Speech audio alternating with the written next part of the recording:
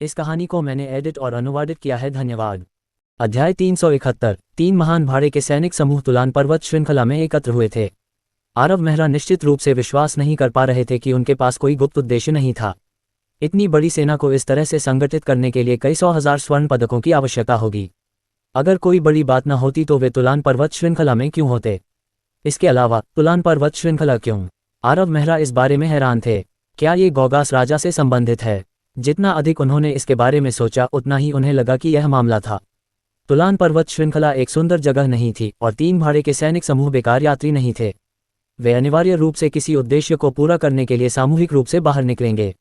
आखिरकार इस बार आए भाड़े के सैनिकों को कुलीन माना जा सकता था।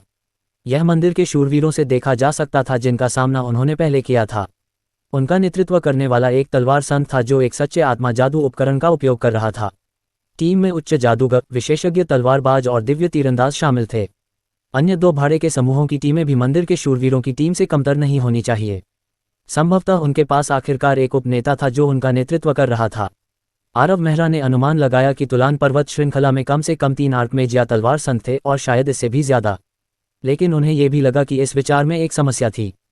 3 भाड़े के समूहों को गौगास राजा के रहस्य के बारे में कैसे पता चल सकता है? क्या ये हो सकता है? आरव मेहरा की धड़कनें तेज हो गईं क्योंकि उन्होंने एक संभावना के बारे में सोचा। क्या होगा अगर उन्हें पता चले कि गौगास राजा मरा नहीं है? लेकिन ऐसा कैसे हो सकता है? आरव मेहरा को सब कुछ पता था क्योंकि वह भविष्य से आया था। लेकिन वह भी केवल अनुमान लगाकर इस निष्कर्ष पर पहुंचा था। आरव मेहरा के पास ये साबित करने के लिए कोई सबूत नहीं था कि गौगास राजा की मृत्यु नहीं हुई थी। वह लियोन से बात किए बिना इसकी पुष्टि नहीं कर सकता था। तो 3 महान भाड़े के समूहों को कैसे पता चल सकता था? ये थोड़ा परेशान करने वाला था। आरव मेहरा के लिए केवल गौगास राजा का 6 सूत्रीय ध्यान कानून सेट ही महत्वपूर्ण था। आरव मेहरा के पास अभी जो कमी थी वह थी ध्यान कानून सेट। वह अपने मूल ध्यान कानून सेट को स्थापित किए बिना उच्च क्षेत्र पर हमला करने की हिम्मत नहीं कर सकता था। वास्तव में आरव मेहरा के अनुचित रूप से बड़े और स्थिर मैना पूल के साथ वह आसानी से 5वीं रैंक का उच्च जादूगर बन सकता था। वह अभी भी द्वितीय श्रेणी का उच्च जादूगर था। इसका एकमात्र कारण यह था कि वह अपनी ही श्रेणी को दबा रहा था जब तक कि वह समस्या ठीक नहीं हो जाती। जब तक आरव मेहरा को वह 6 सूत्रीय ध्यान विधि सेट मिल जाता वह जब चाहे 5वीं श्रेणी में पहुंच सकता था और अगर वह चाहे तो आधे साल के भीतर आर्कमेज भी बन सकता था। इससे ये देखा जा सकता था कि 6 सूत्रीय ध्यान विधि सेट आरव मेहरा के लिए कितना महत्वपूर्ण था। यह उल्लेख करने की आवश्यकता नहीं है कि यह सबसे महत्वपूर्ण हिस्सा नहीं था। सबसे महत्वपूर्ण हिस्सा यह था कि इन 3 ध्यान विधि सेटों को जादूगर सरणी के साथ जोड़ा जाएगा ताकि आरव मेहरा की असली जादुई नींव स्थापित हो सके और वह जादू के ऐसे रास्ते पर चल सके जिस पर पहले कभी कोई नहीं चला था। इस प्रकार आरव मेहरा गौगास राजा के ध्यान विधि सेट को पाने के लिए कुछ भी कर सकता था। भले ही कोई भगवान उसके रास्ते में खड़ा हो, आरव मेहरा उस भगवान को मारने का कोई रास्ता खोज लेगा। येलू के जाने के कुछ समय बाद आरव मेहरा ने अपनी थकी हुई अभिव्यक्ति को मिटा दिया और जीवंत हो गया। वह शिविर में सभी मान उतार चढ़ाव को महसूस कर सकता था और खुद को अंदर से चिल्लाने से रोक नहीं सका। वे वास्तव में ओकलैंड के 3 महान भाड़े के सैनिकों के समूह होने के लायक थे क्योंकि वे उसकी कल्पना से कहीं अधिक शक्तिशाली थे। केवल उच्च जादूगरों की संख्या ही भयावह थी। एक आर्कमेज। इस समय एक तीव्र मान उतार चढ़ाव ने आरव मेहरा को चौंका दिया। उसने अपना हाथ उठाया और 3 जादूगर आंखें तुरंत शिविर से बाहर निकल गईं और पूरे दृश्य को देखते हुए घाटी में तैरने लगीं। 1 दर्जन लोग शिविर के केंद्र में एक घेरे में बैठे थे जिनमें से सबसे कमजोर वास्तव में 5वीं रैंक का उच्च जादूगर था। उन्हें 3 समूहों में विभाजित किया गया था। अगर आरव मेहरा गलत नहीं थे तो ये 3 भाड़े के सैनिकों के मुख्य सदस्य होने चाहिए। समूह में एक बूढ़ा आदमी काफी अगोचर लग रहा था जो दुबला पतला और हड्डीयुक्त दिख रहा था, लेकिन आरव मेहरा जानता था कि ये शक्तिशाली मान उतार चढ़ाव उसी से आ रहे थे। वह एक आर्कमेज था। लाल बालों वाली विशेषज्ञ तलवारबाज जिलू आर्कमेज के पीछे भारी भाव के साथ खड़ी थी। डीन, आपके अनुरोध को बहुत ज्यादा नहीं माना जा सकता, लेकिन आप ये भी जानते हैं कि यह घाटी बहुत संकरी है। अगर हमारा स्वर्ग ज्ञानवर्धक भाड़े का समूह हमारे रहने के क्वार्टर का एक हिस्सा छोड़ देता है तो हमारे पास उपयोग करने के लिए पर्याप्त नहीं बचेगा। आर्कमेज ने तलवार संत को अपनी ओर देखा जो उसके आगे थोड़ी ही दूर पर खड़ा था। उपनेता डेल्सन, मध्यम आयु वर्ग के तलवार संत ने सोचा कि अगर वह विनम्रता से और रहने के लिए जगह मांगता है तो कोई समस्या नहीं होगी, लेकिन उसे उम्मीद नहीं थी कि स्वर्ग ज्ञानवर्धक भाड़े के सैनिक समूह के उपनेता डेल्सन चतुराई से मना कर देंगे। मध्य आयु वर्ग के तलवार संत ने 3 दिन पहले मंदिर के शूरवीरों को हजारों फ्रॉस्ट भेड़ियों का सामना करने के लिए प्रेरित किया था और एक भेड़िया राजा को भी मार डाला था। उस लड़ाई के दौरान हताहतों की संख्या विनाशकारी थी, इस हद तक कि दुर्भाग्य के निशान को पार करना बेहद कठिन था। उन्होंने जितने लोगों को खोया वह अन्य 2 भाड़े के सैनिकों के हताहतों की संख्या से कहीं अधिक था। मंदिर के शूरवीरों के पास बहुत से घायल लोग थे जो स्वाभाविक रूप से एक साथ नहीं रह सकते थे, इसलिए डीन ने अन्य 2 भाड़े के सैनिकों के रहने के क्वार्टर का एक हिस्सा मांगा। ये पहले से ही भीड़भाड़ वाला है, हम वास्तव में इसके बारे में कुछ नहीं कर सकते। रेड ड्रैगन भाड़े के सैनिक समूह के उपनेता ने भी मना कर दिया। वह 50 के दशक में एक तलवार संत था और उसने सुनहरा कवच पहना हुआ था। उसके शरीर से एक सख्त आभा फैल रही थी। तलवार संत के पीछे 20 के दशक में एक आकर्षक सुनहरे बालों वाली तलवारबाज महिला थी। वह ना अकिलीज थी, वाइस लीडर जिसे हाल ही में वॉटसन परिवार ने स्टेन वॉटसन को एस्कॉर्ट करने के लिए सौंपा था, लेकिन बीच रास्ते में उसे एक भयानक युवा जादूगर का सामना करना पड़ा जिसने आसानी से उनके आरोप को मार डाला। यह अनुभव करने के बाद एना का पद वाइस लीडर से लेफ्टिनेंट तक गिर गया। वह पतली और पीली लग रही थी, मानो वह उस धीरे धीरे चलने वाले युवा जादूगर की छाया से छुटकारा नहीं पा सकी हो। कुछ ही महीनों में उसकी ताकत में काफ़ी वृद्धि हुई थी। वह अब 7वीं रैंक की विशेषज्ञ तलवारबाज महिला थी, फिर भी वह जानती थी कि वह उस युवा जादूगर के सामने 3 सेकंड से अधिक नहीं टिक पाएगी, और संभवतः उससे भी कम। अच्छा, हेवन एनलाइटनिंग और रेड ड्रैगन मर्सिनरी ग्रुप हमारे लिए काफ़ी अच्छे हैं। डीन गुस्से में था। 3 दिन पहले जब वह उस युवा जादूगर से मिला था तब वह इतना क्रोधित नहीं था। इस समय उसके कंधे पर रखे ट्रू स्पिरिट मैजिक टूल ने कुछ बिजली चमकाए और हर कोई आसपास के मानस में उतार चढ़ाव को महसूस कर सकता था। ऐसे समय में किसी ने बोलने की हिम्मत नहीं की। अन्य 2 भाड़े के समूहों के 2 उपनेता निराशा में एक दूसरे को देखने लगे। मैं समझता हूं कि तुम ऐसा क्यों कर रहे हो, ये सब खंडहरों की वजह से है। डीन ने 2 उपनेताओं पर एक नज़र डालते हुए एक व्यंग्यात्मक मुस्कान बिखेरी। क्या तुम्हारे मंदिर के शूरवीर भाग जाते अगर खंडहर न होते? आर्कमेज डेल्सन ने भौहें सिकोड़ी। मुझे मत बताओ कि तुम्हारे मंदिर के शूरवीर एक सुंदर दौरे के लिए तुलान पर्वत श्रृंखला की ओर भागे। मैं इस पर विश्वास कर सकता था अगर सर डीन ने कहा कि वह एक यात्रा के लिए आए थे, रेड ड्रैगन उपनेता ने व्यंग्यात्मक रूप से कहा। डीन, हमारे 3 भाड़े के सैनिकों के समूह मूल रूप से अच्छे से मिलजुल कर रहते थे। क्या आप इस पुल को नष्ट करना चाहते हैं? क्यों परेशान हो रहे हैं? कैसे ओकलैंड के पहले और तीसरे भाड़े के सैनिकों के समूह इतने अच्छे से मिलजुल कर रहते हैं और इतनी जल्दी तुलन पर्वत श्रृंखला की ओर भागते हैं और जानबूझकर हमारे लिए जगह बनाने से मना कर देते हैं? ऐसा इसलिए नहीं है क्योंकि वहाँ बहुत भीड़ है, बल्कि इसलिए क्योंकि आप मंदिर के शूरवीरों को दबाने के बारे में सोच रहे हैं, है न? उपनेता डीन, बोले गए शब्द वापस नहीं लिए जा सकते। ऐसा कुछ भी मत कहिए जिसका आपको पछतावा हो। हमारा स्वर्ग ज्ञानवर्धक भाड़े का सैनिक समूह उतना असभ्य नहीं है जितना आप इसे बना रहे हैं। ऐसी बातें बेकार हैं। अगर आपके मंदिर के शूरवीर पहले आ जाते तो क्या उन्हें ज्यादा जगह नहीं मिलती? क्या तब हमारे 2 भाड़े के सैनिकों के समूहों के लिए जगह पाना मुश्किल नहीं होता? अरे, मैं याद रखूंगा कि आज आपके भाड़े के सैनिकों ने क्या किया।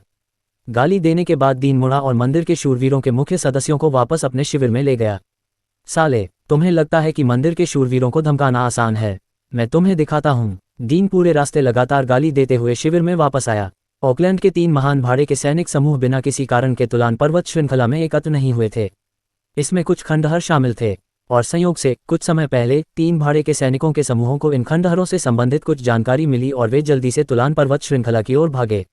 3 महान भाड़े के सैनिक समूह सतह पर विनम्र और मिलनसार दिखाई दिए, लेकिन डीन को स्पष्ट रूप से पता था कि वास्तविक स्थिति क्या थी। शीर्ष 3 भाड़े के सैनिक समूहों के रूप में वे लगातार एक दूसरे के खिलाफ खड़े हो रहे थे।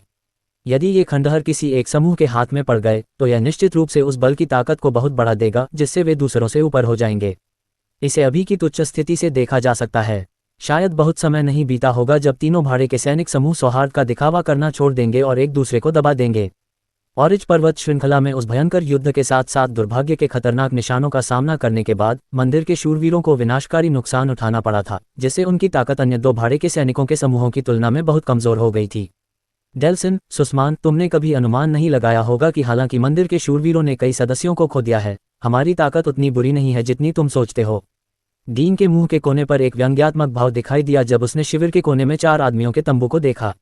वहां एक बीस्टमैन और 3 जादूगर रहते थे, विशेष रूप से बीस्टमैन। अगर उसने ट्रेसेस ऑफ मिसफॉर्च्यून के माध्यम से उनकी यात्रा के दौरान मदद नहीं की होती तो मंदिर के शूरवीरों का नुकसान बहुत अधिक गंभीर हो सकता था।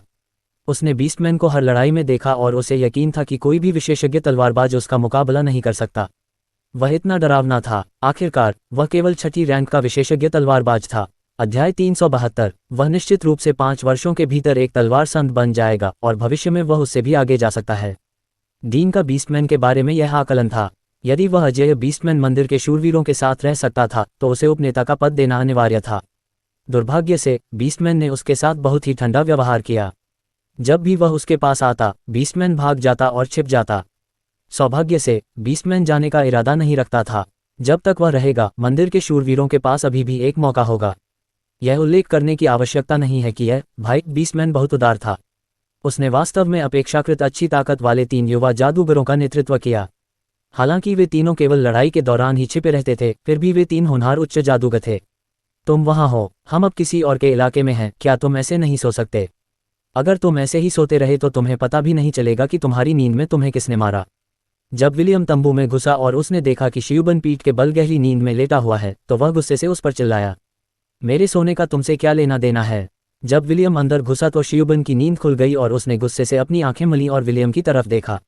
अरे, मैं सर मेहरा से डर सकता हूँ, लेकिन तुम तो विलियम हो। तुम इतने शक्तिशाली नहीं हो कि महान शियुबन को हरा सको। अगर तुम सर मेहरा के चचेरे भाई नहीं होते तो मैं तुम्हें पहले ही कारनेज से कुचल देता।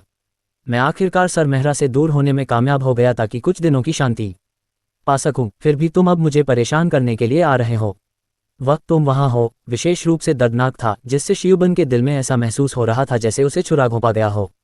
तुम मेहरा, महान शियुबान जल्द या बाद में तुम पर बदला लेगा। महान शियुबान कोई ऐसा व्यक्ति नहीं है जिसे तुम धमका सको। हम तलवार संत दीन के रवैये को देखो, वह ऐसे व्यवहार करता है जैसे मैं उसका बड़ा हूं। महान शियुबान अब कोई ड्रैकोनिक बीस्टमैन नहीं है जिसे तुम धमका सको। इसका स्वाभाविक रूप से मुझसे बहुत लेना देना है। विलियम को शियुबान को देखने का मन नहीं हुआ और उसने बस इतना ही कहा, अगर तुम सो गए तो रात की निगरानी कौन करेगा? यह मत भूलो कि इस शिविर में कई परेशान करने वाले लोग हैं। ओकलैंड के 3 महान भाड़े के समूह आए थे।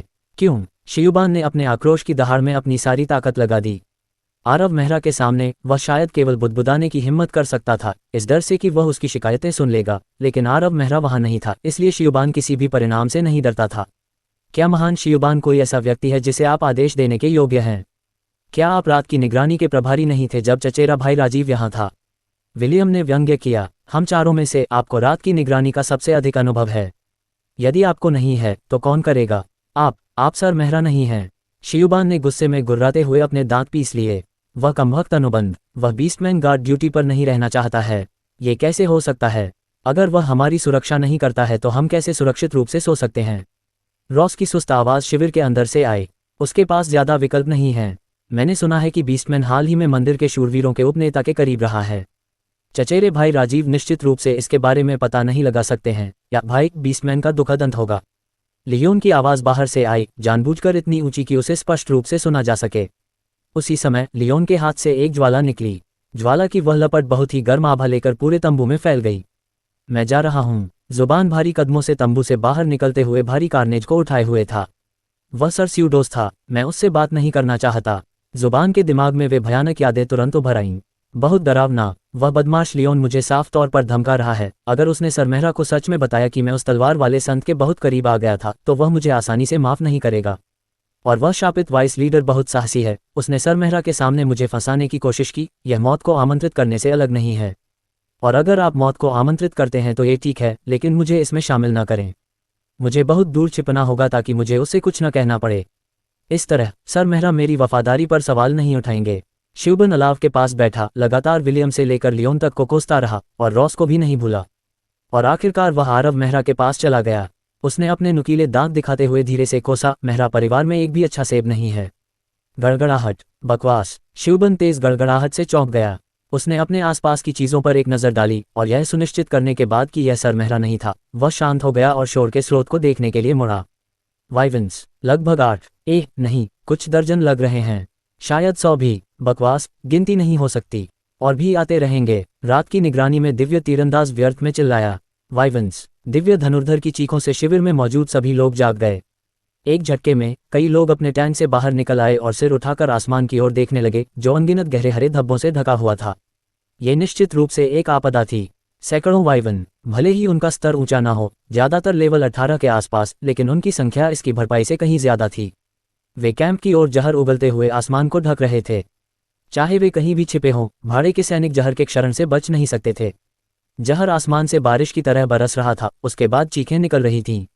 वाइवन केवल लेवल 18 के थे, लेकिन एक साधारण भाड़े के सैनिक को जहर से निपटने में दिक्कत होती।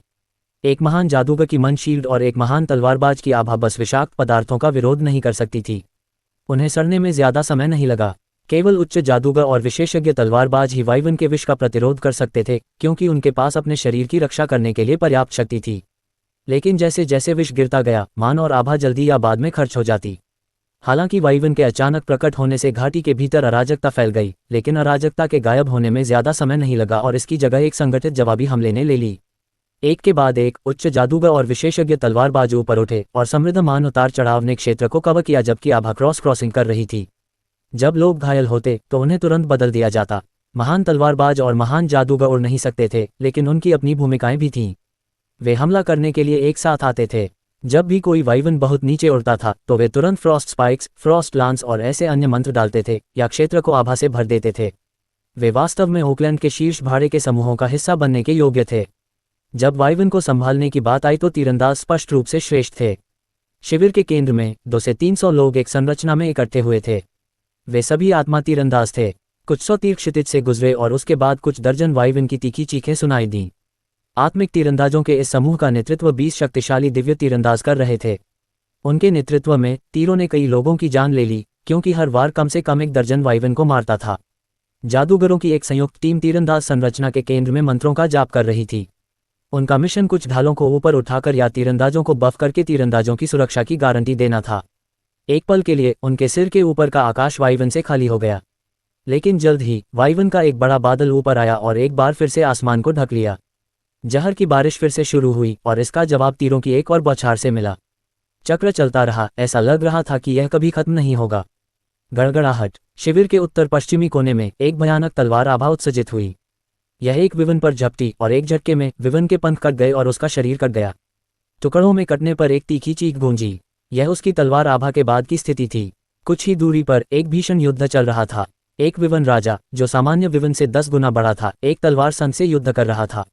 विवन राजा के शरीर पर एक अजीब हरा रंग चमक रहा था और जादुई जानवरों की थोड़ी भी बुनियादी समझ रखने वाला कोई भी व्यक्ति जानता होगा कि यह चमक बेहद जहरीली थी। यही कारण था कि तलवार संत ने पास जाने की हिम्मत नहीं की। वह केवल कुछ दूरी से अपनी तलवार आभा छोड़ रहा था। तलवार संत मंदिर के शूरवीरों के उपनेता डीन थे। वह अपनी एक हाथ वाली तलवार पकड़े हुए था और उसकी शक्ति में कोई कमी नहीं थी। फिर भी वह उस विवन राजा के खिलाफ 10 मिनट की लड़ाई के बाद नुकसान में था। अरे, उस शापित विवन राजा का स्तर क्या है? डीन का मनोबल गिर गया था, क्योंकि वह विवन राजा भयावह रूप से शक्तिशाली था। उसने तीसरी रैंक के तलवार संत की सारी शक्ति प्रदर्शित की थी, लेकिन अंततः उसे दबा दिया गया और यह सब नहीं था। इस विवन राजा से लड़ते समय उस पर विवन द्वारा लगातार हमला किया जाता रहा। यह उस बिंदु तक पहुंच गया जहां उसके शरीर पर पहले से ही एक दर्जन घाव हो चुके थे, और वह भी आभा द्वारा संरक्षित होने के बावजूद। 3 भाड़े के समूहों के बीच सत्ता संघर्ष के कारण डीन ने कभी भी विवन राजा से लड़ने की पहल नहीं की होगी, लेकिन उसे कार्रवाई करने के लिए मजबूर होना पड़ा। उत्तर पश्चिमी कोना मंदिर के शूरवीरों का था, इसलिए यदि वह विवन राजा को नहीं रोकता तो मंदिर के शूरवीरों को विनाश का सामना करना पड़ सकता था। अरे, अगर मुझे पता होता तो मैं पहले इतना असभ्य नहीं होता। अगर मैंने उस पुल को नष्ट नहीं किया होता और तब विनम्र रहता तो शायद मैं बैकअप मान पाता। दुर्भाग्य से अब बहुत देर हो चुकी है। मैं हर तरह से दबा हुआ हूं और स्थिति और भी ज्यादा खतरनाक होती जा रही है। डीन ने अचानक देखा कि उसके शरीर पर एक हस्त उतर रहा है। उसकी गति अचानक सीमा पार कर गई और वह मुश्किल से वाइवन किंग के जहरीले हमले से बच पाया। अध्याय 373। इसके बाद मंत्रोच्चार की ध्वनि सुनाई दी। उसी समय एक तीव्र सुनहरी तलवार आभा क्षितिज को भेदती हुई आई। डीन उपनेता बनने के योग्य नहीं होते यदि वे यह अनुमान नहीं लगा पाते कि यह कौन है। डीन, आप पहले से ही घायल हैं। सर डेल्सन और मैं इसका ध्यान रखेंगे। रेड ड्रैगन मर्सिनरी ग्रुप के स्वर्ण बख्तरबंद तलवार संत ने अपनी तलवार हिलाई और तलवार आभा ने आधे आकाश को ढक लिया। चमकदार तलवार आभा ने वायवन राजा को भी दबा दिया। डेल्सन उनसे कुछ ही दूरी पर एक जादुई छड़ी पकड़े खड़ा था। मंत्र पढ़ते समय उसके वृद्ध चेहरे पर एक गंभीर भाव था। उसके द्वारा उत्सर्जित मान उतार चढ़ाव से उसे तीसरे दर्जे का आर्कमेज होना चाहिए। वह डीन से थोड़ा अधिक शक्तिशाली था। इसके अलावा स्वर्ण बख्तरबंद रेड ड्रैगन तलवार संत भी कमजोर नहीं था। तलवार संत और महापुरुष का संयोजन काफी दुर्जय माना जा सकता है। उद्धरण चिन्ह ... उद्धरण चिन्ह। डीन का दिल दहल गया। उसने सोचा था कि ये दोनों लोग उसकी स्थिति को अनदेखा कर देंगे, लेकिन आश्चर्यजनक रूप से वे उसकी मदद करने आए। अगर स्थिति इसके लिए अनुपयुक्त न होती तो वह उन्हें गले लगा लेता। लेकिन फिर डीन ने कुछ सोचा। नहीं, ये गलत है। वाइवन किंग इतना दुर्जय दुश्मन है। अपनी शक्ति से इन दोनों को पहले ही पता चल जाना चाहिए था जब वह प्रकट हुआ। फिर भी उन्होंने मुझे प्रकट होने से पहले इतने लंबे समय तक टाला। मैं समझता हूँ। उन 2 बदमाशों ने देखा कि वाइवन किंग बहुत दुर्जय था और वे जानते थे कि अगर वह जल्दी नहीं मरा तो मंदिर के शूरवीरों को ही नुकसान नहीं होगा, उनकी सेना को भी विनाशकारी नुकसान उठाना पड़ेगा। साले, वे अच्छे नहीं हैं। डीन को कई चोटें लगी और उसकी लड़ने की शक्ति बहुत कम हो गई, लेकिन वह अभी भी एक तलवार संत था।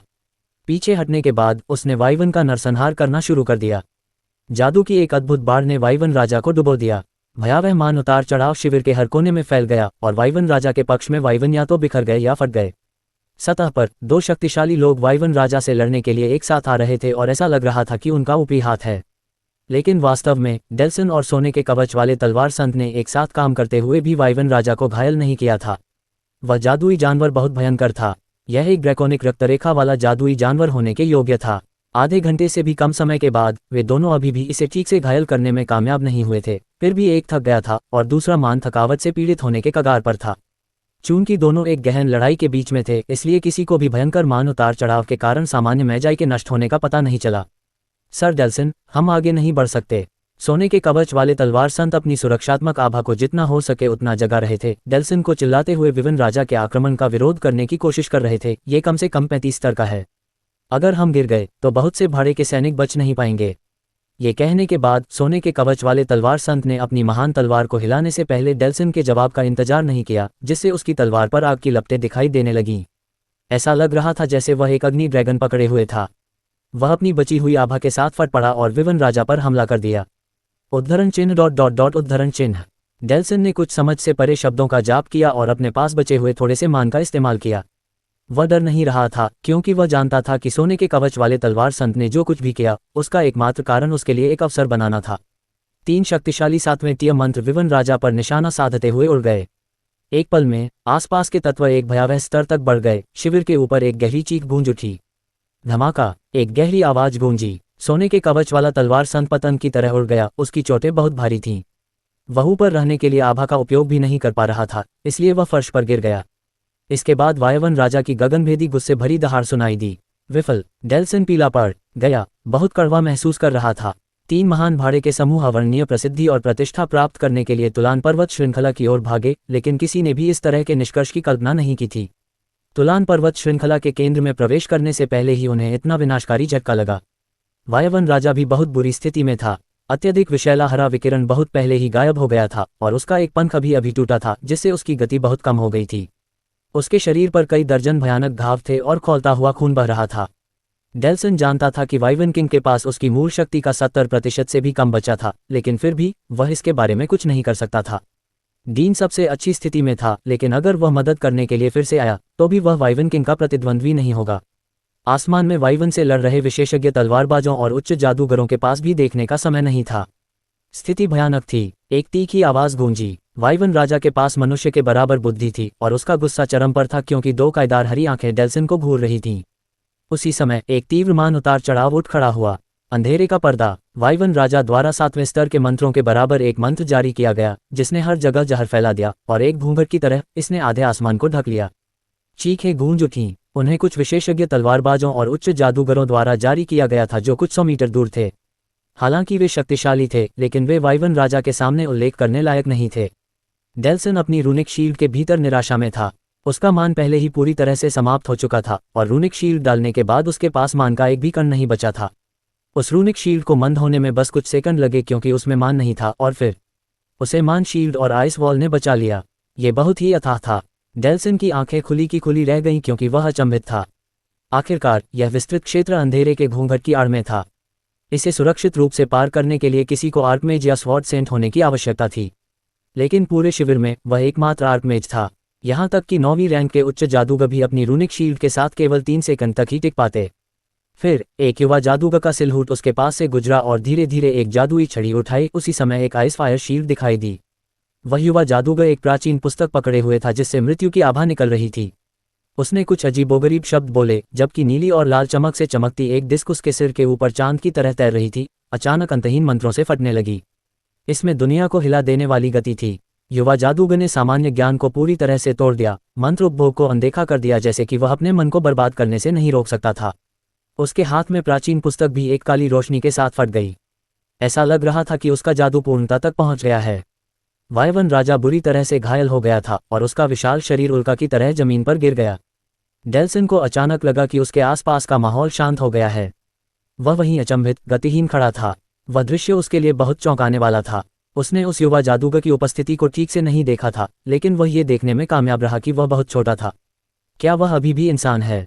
हैरान और डर के साथ उसने वायवन राजा की गिरती हुई लाश को देखा। युवा जादूगर के प्रकट होने में 3 सेकंड से अधिक समय नहीं लगा। 3 सेकंड? मैं 3 सेकंड में क्या कर सकता हूँ? एक उच्च स्तरीय मंत्र का जाप करूँ? नहीं, इतना समय पर्याप्त नहीं है। यहाँ तक कि एक अधिक शक्तिशाली निम्न स्तरीय मंत्र के लिए भी कम से कम 5 सेकंड की आवश्यकता होती है। स्वॉर्ड सेंट डीन ने 10 मिनट तक विवन किंग से लड़ाई की और फिर स्वॉर्ड सेंट सुस्मान और मैंने उस विवन किंग को मारने के लिए अपनी पूरी कोशिश की। लेकिन टीम बनाकर भी वे अभी भी पर्याप्त शक्तिशाली नहीं थे और केवल विवन किंग को घायल कर सकते थे, और वह भी गंभीर रूप से घायल नहीं हुआ। और व्हील ऑफ डार्कनेस के बाद डेल्सन को मैना थकावट से पीड़ित होने के दौरान रूनिक शील्ड का जाप करने के लिए मजबूर होना पड़ा। वह पहले ही निराश हो चुका था, ये जानते हुए कि वह पहले ही अपने जीवन के अंत तक पहुंच चुका था। लेकिन एक रहस्यमय युवा जादूगर प्रकट हुआ और उसने इस भयानक स्थिति को बदल दिया। उस दुर्जय विवन किंग को केवल 3 सेकंड में मार डाला। स्वर्ग ज्ञानवर्धक भाड़े के समूह के पहले उपनेता के रूप में वह स्पष्ट रूप से जानता था कि उनका नेता कितना दुर्जय था, लेकिन वह विश्वास नहीं कर सकता था कि इतने युवा जादूगर के पास इतनी भयानक शक्ति थी। तुमने विवन राजा को मार डाला। डेल्सन उस युवक के पास उतरा और देखा कि वह विवन राजा की लाश के बगल में बैठा हुआ था। ये यहाँ सुविधाजनक था। युवा जादूगर ने सिर हिलाया। जाहिर तौर पर वह स्वर्ग ज्ञानवर्धक भाड़े के समूह के उपनेता से बात करने के मूड में नहीं था। वह इस उपनेता की तुलना में विवन राजा की लाश में कहीं अधिक रुचि रखता था। धन्यवाद, आपकी मदद के लिए धन्यवाद। यदि आप समय पर नहीं आते तो मैं पहले ही एक लाश बन चुका होता। डेल्सन ने गहरी झुकने से पहले एक जटिल अभिव्यक्ति के साथ युवा जादूगर को देखा। इसका जिक्र मत करो। डेल्सन ने अपने गले में कई धन्यवाद शब्दों को वापस निगल लिया, क्योंकि वह देख सकता था कि युवा जादूगर व्यस्त था, क्योंकि उसने कुशलता से विवन राजा के पंजे पकड़े, जहर ग्रंथि को छील दिया और विवन राजा का खून निकालने से पहले कुछ बोतलें निकालीं। कुछ समय बाद युवा जादूगर ने अपना सिर उठाया और डेल्सन को देखा। युवा जादूगर ने कुछ नहीं कहा, लेकिन इतनी सूक्ष्म हरकत से डेल्सन को ठंड का एहसास हुआ। फिर डेल्सन को अचानक एहसास हुआ कि वहां खड़े रहना बहुत खतरनाक था। एक जादूगर जो 3 सेकंड में विवन राजा को मार सकता था, लाश को चीरने में व्यस्त था, फिर भी वह वहां खड़ा था, बगल से देख रहा था जैसे कि उसे कुछ चाहिए। क्या वह मौत को दावत नहीं दे रहा था? ये सोचते ही डेल्सन के माथे पर ठंडा पसीना आ गया। उसे उस समय किसी और चीज की परवाह नहीं थी और उसने जल्दी से कुछ धन्यवाद शब्द कहे और फिर एक भयभीत भाव के साथ वहां से चला गया। जब डेल्सन काफी दूर चला गया तभी आरव मेहरा ने विवन राजा का मैना क्रिस्टल निकाला। उसने खुशी के भाव के साथ उसे कसकर पकड़ रखा था। यह एक लेवल 35 मैना क्रिस्टल था। फिर उसने स्पिरिट मैना क्रिस्टल और तीखे पंजे हटा दिए। ये वाकई दुर्लभ जादुई सामग्री थी और उन्हें इकट्ठा करने के लिए व्यक्तिगत रूप से आने के लिए उसके समय के लायक थी। कुछ बोतलें खून से भरने के बाद वह जाने के लिए तैयार हो गया। क्या ये वास्तव में तुम हो, वह लालची आदमी? क्या तुम्हारे पास कोई भावना नहीं है? हमारे स्वर्ग ज्ञानवर्धक भाड़े के सैनिकों के समूह ने तुम पर दया की और तुम्हें शरण दी, फिर भी तुम इतने कृतघ्न थे और वाइवन को मारने में भी मदद नहीं की। ये सही है, तुम शुरू से ही कृतघ्न थे, लेकिन तुम हमारी लूट को चुराने के लिए इतने लालची कैसे हो सकते हो? राजीव मेहरा, तुम एक दुष्ट हो। युवा उच्च जादूगर ऑर्सन की आवाज अचानक गूंज उठी। अध्याय 374। हमने इस बार तुम्हें रंगे हाथों पकड़ा है। देखते हैं तुम अपना बचाव कैसे करते हो। ऑर्सन पास ही खड़ा था और आरव मेहरा पर व्यंग्य कर रहा था, जो वायवन राजा के शव के पास बैठा था। ये शब्द कहने के बाद वह आरव मेहरा की लूट चोरी के दृश्य को कैद करने के लिए जादू करने के लिए अपने हाथ उठाना नहीं भूला। मेहरा परिवार के इस शाखा सदस्य में हिम्मत है। वह स्वर्ग ज्ञानवर्धक भाड़े के सैनिकों के समूह की लूट पर भी हमला करने की हिम्मत करता है। क्या उसे मौत का डर नहीं है? ऑकलैंड में हमसे कुछ छीनने की हिम्मत करने वाले लोगों की गिनती मुश्किल से 2 हाथों पर की जा सकती है। वह निश्चित रूप से एक शाखा सदस्य है जिसने दुनिया नहीं देखी है। अगर उसे दांव पर लगे दावों के बारे में पता होता तो वह कभी भी इतनी बेवकूफ़ी नहीं करता। इसके अलावा वह आदमी बहुत घमंडी है। वह इतने खुलेआम इतना भयानक काम करता है। क्या उसे नहीं पता कि शिविर में कितने विशेषज्ञ हैं? उच्च जादूगरों और महापुरुषों की तो बात ही छोड़िए, महान जादूगरों और विशेषज्ञ तलवारबाजों को भी उससे कुछ कहना होगा। अब जब मैंने उसे पकड़ लिया है तो मुझे उसे सबक सिखाना ही होगा। मुझे पहले से ही पता था कि तुम एक नीच और बेशर्म व्यक्ति हो जो लाभ के लिए प्रकट होगा, लेकिन मुझे उम्मीद नहीं थी कि तुम इतने बेशर्म होगे। ऑर्सन ने गुस्से से दहाड़ते हुए आरव मेहरा की ओर इशारा किया। अगर मैं दुर्भाग्य के निशान के किनारे उस ब्लैक फॉरेस्ट पायथन को विस्फोटित नहीं करता तो क्या तुम अभी भी जीवित होते? ब्लैक पायथन की जादुई सामग्री के मामले का उल्लेख करने की कोई आवश्यकता नहीं है। तुम और मैं स्थिति से अच्छी तरह वाकिफ हैं। येलू ने जानबूझकर तथ्यों को तोड़ मरोड़ कर पेश किया ताकि तुम खुद को सही ठहरा सको, लेकिन तुम्हें भोलेपन से यह नहीं सोचना चाहिए कि येलू तुम्हारे झूठ से धोखा खा गया। वाकई हास्यास्पद, एक मूर्ख भी ऐसे घटिया झूठ पर विश्वास नहीं करेगा। मैं तुम्हें एक रास्ता बताता हूँ, एक विकल्प चुनो। तुमने जो लूटा है उसे रख दो, भाग जाओ और फिर कभी स्वर्ग ज्ञानवर्धक भाड़े के सैनिकों के समूह के सामने अपना चेहरा मत दिखाओ, या तुम हमारे स्वर्ग ज्ञानवर्धक भाड़े के सैनिकों के समूह के दुश्मन बन सकते हो। लेकिन मुझे लगता है कि तुम इतने मूर्ख नहीं होगे कि दूसरा विकल्प चुनो, क्योंकि तुम इस जगह से कभी जिंदा नहीं निकल पाओगे। ऑर्सन ने ठंडे अंदाज में आरव मेहरा का मजाक उड़ाया। भले ही वह शापित राजीव मेहरा अपनी गलतियों को स्वीकार करने और लूट का माल सौंपने को तैयार हो, मैं उसे आसानी से माफ नहीं करूंगा। मेरे पास सबूत हैं और उसे सजा देने के अनगिनत तरीके हैं। हाँ, आरव मेहरा ने ऐसा अभिनय किया जैसे कि उसने ऑर्सन की बातें नहीं समझी हों। उसने जल्दी से वाइवन राजा का खून इकट्ठा किया और बिना कुछ कहे बस हंसते हुए उठ गया। उसका उस बेवकूफ़ से बेवजह बहस करने का कोई इरादा नहीं था। ये तो बताने की ज़रूरत नहीं कि वह बेवकूफ़ दूसरे लोगों की बातों में दखल देने का शौकीन था। अगर वह कुछ कहता तो उसे फिर से टोक दिया जाता, तो फिर क्या मतलब था। इसके अलावा स्वर्ग ज्ञानवर्धक भाड़े के समूह के आर्कमेज वाइस लीडर ने भी लूटपाट करते समय कुछ नहीं कहा, तो वह मूर्ख अपनी बाहें क्यों लहरा रहा था। राजीव मेहरा, तुम क्या करने की कोशिश कर रहे हो? ऑर्सन को लगभग खून की उल्टी आ गई। वह अविश्वास में देखता रहा क्योंकि वह दुष्ट आदमी उसका मजाक उड़ा रहा था। वह ऐसा कैसे कर सकता है? मेरे पास उसके कुकर्मों का सबूत है। क्या उसे माफ़ी नहीं मांगनी चाहिए? और न केवल वह माफ़ी नहीं मांग रहा है, बल्कि वह बेईमानी से लूटपाट जारी रखे हुए है। इसका कोई मतलब नहीं है। राजीव मेहरा, क्या तुम्हें लगता है कि मैं तुम्हें सिर्फ इसलिए नहीं मार सकता क्योंकि तुम मेहरा परिवार के एक शाखा सदस्य के रूप में पहचाने जाते हो? तुम हास्यास्पद द्वितीय श्रेणी के उच्च जादूगर हो, तुम दयनीय हो। मैं तुम्हें समझाता हूँ, तुम्हें मारना बहुत आसान है। मेहरा परिवार इस पर कभी गौर नहीं करेगा। तुम्हें बिना किसी दर्जे के शाखा सदस्य बनने के लिए किसने कहा? मुझे लगता है कि जल्द ही तुम्हारा भाग्य खत्म हो जाएगा। आरव मेहरा ने भौहें सिकोड़ी। मेरे भाग्य खत्म होने से पहले तुम मर जाओगे। ऑर्सन ने एक ठंडी हंसी निकाली और उसके शरीर से शक्तिशाली मान उतार चढ़ाव उठने लगे क्योंकि उसके हाथ में मौजूद कर्मचारी ने उसे ऊपर उठाया था। उसने आरव मेहरा की तरफ नहीं देखा और वह जादू करता रहा। ऑर्सन, लेकिन अचानक पीछे से एक जानी पहचानी आवाज आई। ऑर्सन ने जादू करने से पहले भौहें सिकोड़ी। वह अधीरता से मुड़ा और अचानक उसकी आंखों में चमक आ गई। लियोन, तुम यहाँ कैसे आ गए? लियोन की स्थिति शानदार थी। वह मेहरा परिवार के 3 बेहतरीन प्रतिभाशाली लोगों में से एक था, जो कम उम्र में ही एक हाईमेज बन गया था और जो ओकलैंड में बहुत प्रसिद्ध था। इसके अलावा लियोन क्लाउड टॉवर से आया था, जिसका मतलब था कि लियोन के पीछे 2 बेहतरीन ताकतें थीं। मेहरा परिवार और हेवन एनलाइटनिंग मर्सिनरी ग्रुप के बीच एक शालीनतापूर्ण संबंध था, और हालांकि ऑर्सन बेहद घमंडी और अभिमानी था, लियोन भी उससे कम नहीं था। जब दोनों मिले तो उन्होंने एक बहुत अच्छी दोस्ती स्थापित की। लेकिन ऑर्सन थोड़ा हैरान था। लियोन तुलान पर्वत श्रृंखला में कैसे आया? लियोन, तुम बिल्कुल सही समय पर आए। ऑर्सन ने लियोन का स्वागत करने के लिए मुस्कुराने से पहले आरव मेहरा की ओर एक नज़र डाली। लियोन, मुझे तुम्हें कुछ बहुत महत्वपूर्ण बताना है। ये तुम्हारे मेहरा परिवार की प्रतिष्ठा से संबंधित है। लियोन स्पष्ट रूप से स्तब्ध था। उसे उम्मीद नहीं थी कि वह जिस दोस्त से अभी अभी मिला था, वह उसे बधाई देने के तुरंत बाद सीधे अपने परिवार की प्रतिष्ठा का उल्लेख करेगा। तुम्हें अभी भी नहीं पता कि तुम्हारे मेहरा परिवार में भी बदमाश हैं। ऑर्सन ने व्यंग्य किया। आगे बढ़ने से पहले आरव मेहरा पर एक उत्तेजक नज़र डालना नहीं भूला। मैं उस आदमी से दुर्भाग्य के निशान के किनारे पर मिला था। वह लेवल 25 के ब्लैक पाइथन द्वारा लगभग मारा जा चुका था, लेकिन मैंने उसे समय रहते बचा लिया। लेकिन वह बहुत लालची था और वास्तव में ब्लैक पाइथन की जादुई सामग्री चाहता था। तुम्हारे मेहरा परिवार की खातिर मैंने उससे बहस नहीं की और उसे वापस कैंप में ले आया। रुको, तुम कह रहे हो? चचेरे भाई राजीव, ऑर्सन, तुम? लियोन की अभिव्यक्ति मौत की तरह पीली पड़ गई। वह पहले से ही डर से पीला पड़ गया था। तुम इस राक्षस को भड़काने की हिम्मत कर रहे हो? धिक्कार है। ऑर्सन, तुम सच में मारे जाने की भीख मांग रहे हो। तुम किसी को भी भड़का सकते थे, लेकिन तुमने चचेरे भाई राजीव को चुना और तुमने उसे बदमाश भी कहा। लेवल 25 ब्लैक पाइथन ने चचेरे भाई राजीव को लगभग मार डाला। लियोन को लगा कि यह एक मजाक था, और ऐसा मजाक जो बहुत मज़ेदार नहीं था। चचेरे भाई राजीव के गिल्डेड रोज ने राज्य के पूर्वी हिस्से के बाजार पर एकाधिकार कर लिया। यह इस हद तक पहुंच गया कि यहां तक कि बड़े बुजुर्ग भी उस पैसे बनाने वाली मशीन से ईर्ष्या करने लगे। चचेरे भाई राजीव ने खुद एक नीलामी में 37 मिलियन सोने के सिक्के खर्च किए। वह एक तुच्छ लेवल 25 ब्लैक पाइथन की जादुई सामग्री में कैसे दिलचस्पी ले सकता था? ये कितना हास्यास्पद है। चूंकि यह मामला इस बिंदु तक पहुंच गया था, लियोन को मोटे तौर पर पता था कि क्या हुआ होगा। ऑर्सन और चचेरे भाई राजीव के बीच किसी तरह की असहमति रही होगी। ऑर्सन उसका दोस्त था, इसलिए वह उसे ऐसे ही आग के गोले में नहीं फंसने दे सकता था। लेकिन जैसे ही लियोन ऑर्सन से कुछ कहना चाहता था, उसे बेरहमी से बाधित कर दिया गया। लियोन, पहले मेरी बात सुनो, चीजें और भी जटिल हैं। ऑर्सन ने लियोन को गंभीरता से देखा, लेकिन उसने यह नहीं देखा कि लियोन थोड़ा पीला पड़ गया था और उसके माथे पर पसीने की कुछ बूंदें थीं। उसे लगा कि मेहरा परिवार में लियोन का उच्च दर्जा सिर्फ इसलिए नहीं था क्योंकि वह 3 प्रतिभाशाली लोगों में से एक था।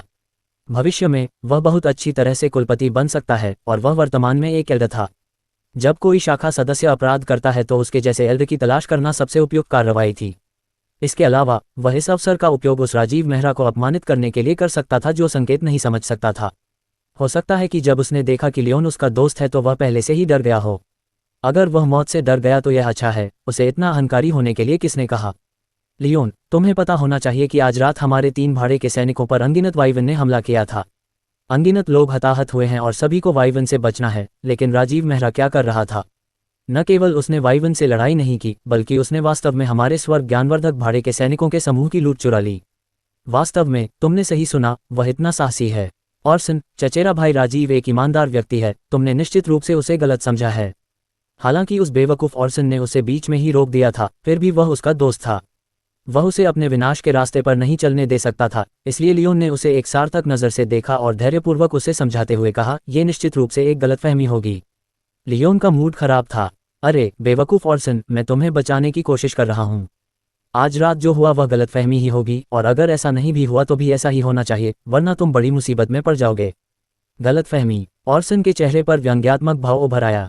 ऐसा लग रहा था मानो उसने कोई बहुत ही मूर्खतापूर्ण मजाक सुना हो। उसके शब्दों में गुस्से की झलक थी जब उसने कहा, लियोन, मैं समझता हूं कि तुम क्या सोच रहे हो।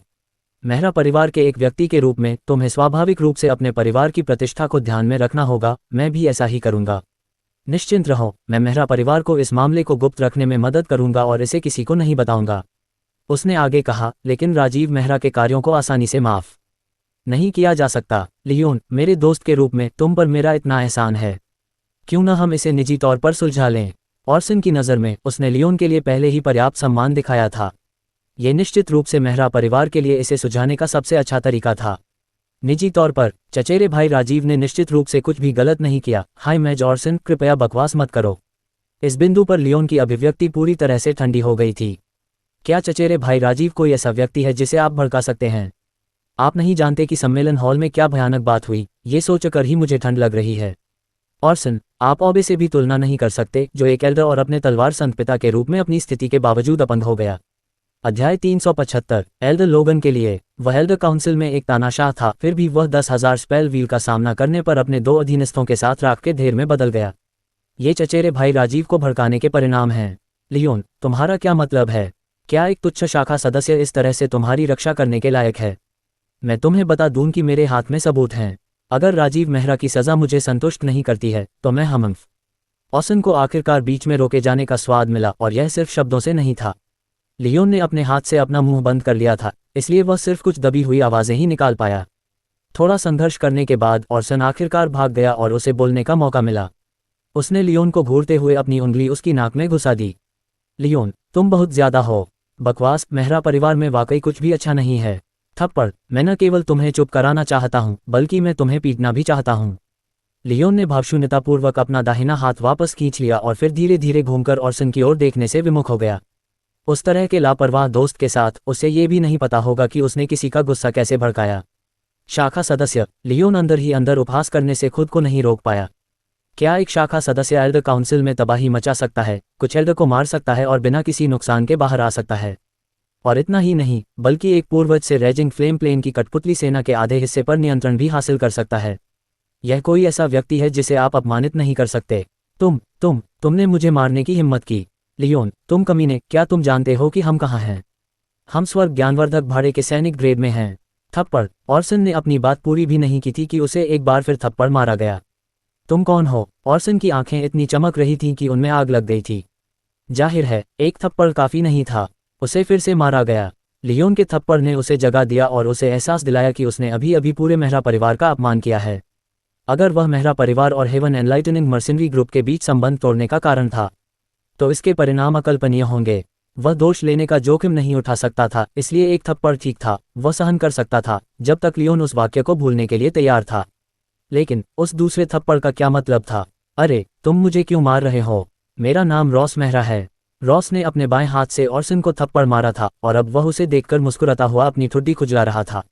उद्धरण चिन्ह ... उद्धरण चिन्ह। ऑर्सन अविश्वसनीय रूप से भ्रमित था। यह कोई दूसरा मेहरा कैसे हो सकता है? इसके अलावा रॉस जैसा कोई प्रसिद्ध व्यक्ति।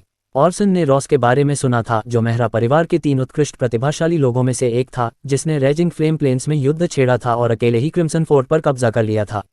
पूरी युवा पीढ़ी में केवल स्टेन वॉटसन ही सीधे मुकाबले में उसका मुकाबला कर सकता था। हालांकि ऑर्सन बेहद घमंडी था, फिर भी उसमें कुछ जागरूकता थी, इसलिए वह स्पष्ट रूप से जानता था कि रॉस मेहरा कोई ऐसा व्यक्ति नहीं था जिसे वह अपमानित कर सके। ठीक है, मैं सहता रहूंगा, यह मेरी गलती है कि मैं बड़बोला हूं। राजीव मेहरा, मैं तुम्हें माफ नहीं करूंगा। आज मुझे जो अपमान सहना पड़ा वह तुम्हारी वजह से है। ऑर्सन ने आरव को गहराई से देखा और वह अपनी सांसों में गुर्राया। वह अब उस लालची जादूगर का कुछ नहीं कर सकता था। मेहरा परिवार इतनी बड़ी संख्या में यहाँ कैसे आ गया? वह चुपचाप वापस कैंप में जाने के लिए मुड़ा, उसके चेहरे पर एक उदास भाव था। रुको, एक आवाज़ ने ऑर्सन को वहीं रोक दिया। वह शांति से मुड़ा और उस अजनबी को देखा जिसने अभी अभी उसे रोका था। ऑर्सन ने ठंडे स्वर में पूछा, तुम क्या चाहते हो? थप्पड़, थप्पड़। ऑर्सन के चेहरे के दोनों तरफ अब पूरी तरह से सूजन आ गई थी। विलियम ने अपने इरादे बताते हुए हंसी उड़ाई। माफ करना, मैं तुम्हारे चेहरे पर मारना चाहता था। मैं विलियम मेहरा हूं, तो तुम मेहरा ऐसे ही काम करोगे? ऑर्सन बहुत गुस्से में था, वह दहाड़ते हुए मन ही मन कोस रहा था, मेहरा सब पागल हैं। तुम तुलान पर्वत श्रृंखला पर क्यों आए? रुको, वह बीस्टमैन कोई मेहरा नहीं होगा, है न? ऑर्सन के लिए सौभाग्य से बीस्टमैन का इरादा जल्दी से जल्दी वहां पहुंचने का नहीं था।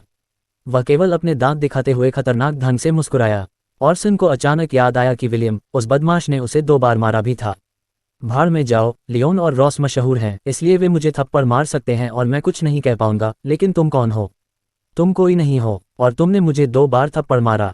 एक थप्पड़ चचेरे भाई राजीव की तरफ से था, विलियम ने खुशी से मुस्कुराते हुए कहा, और इससे पहले कि ऑर्सन कुछ प्रतिक्रिया दे पाता, वह आरव के समूह में चला गया। जब तीनों आकृतियां चली गईं, ऑर्सन ने अपने दांत इतनी जोर से भींचे कि उसके मुंह से खून बहने लगा। उसकी आंखें क्रोध और घृणा से भरी हुई थीं। ऑर्सन के लिए, जो इतनी कम उम्र में ही एक उच्च जादूगर बन गया था और जिसने कभी किसी बड़ी समस्या का सामना नहीं किया था, आज का मामला एक अभूतपूर्व अपमान था। और ऑर्सन के पास केवल यही विकल्प था कि वह इस अपमान को सहन करे। वह कुछ नहीं कर सकता था क्योंकि शक्ति में अंतर बहुत अधिक था। लियोन क्लाउड टावर के समर्थन वाला एक उच्च जादूगर था। इतनी कम उम्र में वह पहले से ही 7वीं रैंक का उच्च जादूगर बन चुका था। वह एक ऐसा अस्तित्व था जिसे ऑर्सन को आमतौर पर देखना पड़ता था। रॉस भी एक ऐसा व्यक्ति था जिसके साथ खिलवाड़ नहीं किया जा सकता था, क्योंकि वह मेहरा परिवार की युवा पीढ़ी में लड़ने की शक्ति के मामले में सबसे मजबूत था, और यह केवल दिखावे के लिए नहीं था। इन दोनों में से कोई भी कुछ कर सकता था और ऑर्सन उसके परिणामों को संभालने में सक्षम नहीं होता। जब वे एक साथ खड़े होते तो अकेले ही। ऑर्सन इसे सहन नहीं कर सकता था। वह केवल अपने क्रोध और घृणा को याद कर सकता था और उसे उस राजीव मेहरा पर केंद्रित कर सकता था। तुम मेहरा बदमाश हो, बस रुको, मैं, ऑर्सन, जल्दी या बाद में तुमसे ये कर्ज चुकाने को मजबूर हो जाऊंगा। वाइवन के झुंड के प्रकट होने के बाद तीनों मेहरा और बीस्टमैन ने वाइवन के खिलाफ लड़ाई में मदद की थी। क्योंकि लड़ाई इतनी भयंकर थी, इसलिए अधिकांश भाड़े के सैनिकों ने पहले तो वाइवन राजा के अस्तित्व पर ध्यान ही नहीं दिया था, लेकिन तेज तर्रार मेहरा ने इसे नोटिस कर लिया। जब मौत की आभा शिविर में फैल गई और वे टिमटिमाती नीली और लाल रोशनी किसी तरह के घूमते हुए घेरे में दिखाई दी, तो तीनों मेहरा समझ गए कि उनका चचेरा भाई वहां था, भले ही वे प्रभाव केवल कुछ सेकंड तक ही रहे। उन्होंने ड्रैकोनिक बीस्टमैन को पुकारा और उस जगह की ओर दौड़े जहां उन्हें वाइवन राजा की लाश मिली। जब आरव का समूह शिविर में लौटा तो उन्होंने देखा कि लड़ाई के आखिरी चरण खत्म होने वाले थे। तीनों भाड़े के सैनिकों के समूहों में मूल रूप से प्रत्येक के पास तलवार संत या आर्कमेज क्षेत्र में एक उपनेता था जो उनकी देखरेख करता था, लेकिन एक और आर्कमेज स्तर के शक्तिशाली व्यक्ति के प्रकट होने और वायवन राजा की मृत्यु ने तुरंत स्थिति को उलट दिया। शिविर में वापस जाते समय आरव ने फिर भी कुछ और अनुभव प्राप्त करने के लिए ड्रैकोनिक बीस्टमैन को भेजा। आओ आओ आओ। आरव ने अपनी जेब में हाथ डाला और 3 आंखों वाले गुप्त भेड़िए को पकड़ लिया। उसे और इस पर्वत श्रृंखला में 3 आंखों वाले गुप्त भेड़िए को पकड़ने के बाद दुर्भाग्य के निशानों में भेजा गया था। 3 महान भाड़े के सैनिकों के समूहों के शिविर तक पहुंचने से पहले 3 दिन संघर्ष करते हुए वह गुप्त भेड़िए के बारे में भूल गया था। 3 आंखों वाले गुप्त भेड़िए ने कुछ कराहते हुए चीखें निकाली, उसके पंजे असंतोष में आरव की हथेली को खरोंच रहे थे। दुर्भाग्य से इसकी लड़ने की शक्ति लेवल 5 के जादुई जानवर से भी कमजोर थी, इसलिए यह आरव की हथेली पर कोई निशान नहीं छोड़ सका। आरव द्वारा इसे पकड़ने के बाद 3 आइड सीक्रेट वुल्फ सिकुड़कर उसकी हथेली पर लेट गया। उसने अपनी आंखें बंद करने और गतिहीन होने से पहले 2 बार चीखी, उद्धरण चिन्ह ... उद्धरण चिन्ह। आरव ने अपनी ठुड्डी खुजाई। चूंकि उसने लेवल 20 से ज्यादा के 1 दर्जन मैना क्रिस्टल खो दिए थे, इसलिए उसने मैना को फिर से भरने के लिए मैना क्रिस्टल को दूसरी जेब में रख दिया और 3 दिनों तक 3 आइड सीक्रेट वुल्फ को बाहर नहीं निकाला। उसके पेट को देखकर आरव को यकीन हो गया कि वह भूखा है। सौभाग्य से ये केवल 3 दिन का समय था। अगर यह अधिक समय का होता तो उस 3 आइड सीक्रेट वुल्फ की वृद्धि बाधित हो सकती थी और लाभ निश्चित रूप से नुकसान की भरपाई नहीं कर पाते। कम खाओ, ये सभी मूल्यवान हैं। आरव ने अपनी दूसरी जेब से 1 दर्जन मैना क्रिस्टल निकाले। ये सभी लेवल 20 या उससे ऊपर के थे और आमतौर पर उनके मैना को फिर से भरने के लिए इस्तेमाल किए जाते थे। उसने शुरू में सोचा था कि नीलामी में 37 मिलियन गोल्ड खर्च करना काफ़ी शानदार था, लेकिन इसकी तुलना इस थ्री आइड सीक्रेट वुल्फ से नहीं की जा सकती थी, जो हर भोजन में कुछ मिलियन गोल्ड खा रहा था। अपनी दौलत के साथ भी आरव इसे बर्दाश्त नहीं कर सका। लेकिन थ्री आइड सीक्रेट वुल्फ की कीमत सोने में नहीं तौली जा सकती थी। आओ आओ आओ। जब मैना क्रिस्टल दिखाई दिए तो थ्री आइड सीक्रेट वुल्फ एक बार फिर से जीवंत हो गया। यह अब झुका हुआ नहीं रहा और यह मैना क्रिस्टल पर झपट पड़ा। जब थ्री आइड सीक्रेट वुल्फ मैना क्रिस्टल खा रहा था तब आरव ने बस एक तरफ ध्यान लगाया, लेकिन वह ध्यान केंद्रित नहीं कर सका क्योंकि वह थ्री आइड सीक्रेट वुल्फ के बारे में सोच रहा था। बाद में मैं इसे कैसे खिलाऊं? लाखों की कीमत वाले मैना क्रिस्टल खा रहा था। हालांकि आरव इसे खरीद सकता था, लेकिन कोई और तो पहले ही दिवालिया हो चुका होता। चाहे वह कितना भी अनिच्छुक क्यों न हो, उस छोटे राक्षस को खिलाना ही था, खासकर बिजली और वज्र का प्रतिनिधित्व करने वाले उस चरित्र के प्रकट होने के बाद। आओ। मैना क्रिस्टल खत्म करने के बाद 3 आंखों वाला गुप्त भेड़िया अपनी पीठ के बल लेट गया। उसके 2 सामने के पंजे उसके मोटे पेट को पकड़े हुए थे और वह पूरी तरह से संतुष्ट होकर चीख रहा था। आरव ने ध्यान से उसके माथे पर दिव्य चरित्र को देखा और सोच समझकर उसने कुछ मिनट तक उसे देखा। उसे समझ में नहीं आया कि वह दिव्य चरित्र 3 आंखों वाले गुप्त भेड़िए पर क्यों दिखाई दिया। ये तो छोड़िए कि वह धरती को हिला देने वाली बिजली और दुनिया को बहरा कर देने वाली गड़गड़ाहट थी। उसने उत्सुकता से 3 आंखों वाले गुप्त भेड़िए के पेट को छुआ, लेकिन पाया कि वह पहले ही सो चुका था। वह मन ही मन केवल डांट सकता था, अरे तुम सिर्फ खाना और सोना जानते हो। उसकी देखभाल करने में बहुत आलस्य महसूस करते हुए उसने उसे उठाया और एक तरफ रख दिया। आरव ने कुछ दिन पहले विलियम द्वारा फेल्यू को भेजे गए पत्र के बारे में सोचा। फेल्यू को जल्द ही गिल्डेड रोज के भाड़े के सैनिकों के समूह का नेतृत्व करते हुए ओकलैंड जाना चाहिए। जैसे ही उसके मन में यह विचार आया, आरव को डेमीप्लेन की स्थिति पर एक नज़र डालने की इच्छा हुई। जैसे ही उसने प्लेनर पथ खोलना शुरू किया, उसके हाथ में मृत्यु की पुस्तक दिखाई दी। दिव्य आभा की एक किरण अचानक बाहर निकल आई। 3 आंखों वाले गुप्त भेड़िए ने प्रतिक्रिया व्यक्त की। वह अचानक जाग गया और तुरंत डेमीप्लेन की ओर भाग गया। अध्याय 376। शिट। आरव मेहरा चौंक गया। वह पहले से ही एक उच्च जादूगर था और उसकी शक्ति एक आर्कमेज के बराबर थी। ऑकलैंड के पावर हाउस में भी बहुत कम लोग उसे धमका सकते थे, लेकिन फिर भी वह डेमीप्लेन में प्राचीन भगवान की आत्मा के टुकड़ों से बहुत डरता था। उसने सावधानी से डेमीप्लेन खोला था और जब दिव्य आभा का वह धागा बाहर निकला तो वह बुरी तरह डर गया था। 3 आंखों वाले गुप्त भेड़िए की हरकतें बहुत अजीब थीं। जब उसने मैना क्रिस्टल निकाले तो वह इतना जीवंत नहीं लग रहा था। प्राचीन भगवान की दिव्य आभा 3 आंखों वाले गुप्त भेड़िए को जगाने वाली उंगली की तरह थी, लेकिन आरव मेहरा इस बात से हैरान था कि जागने के बाद वह अंदर क्यों भागी।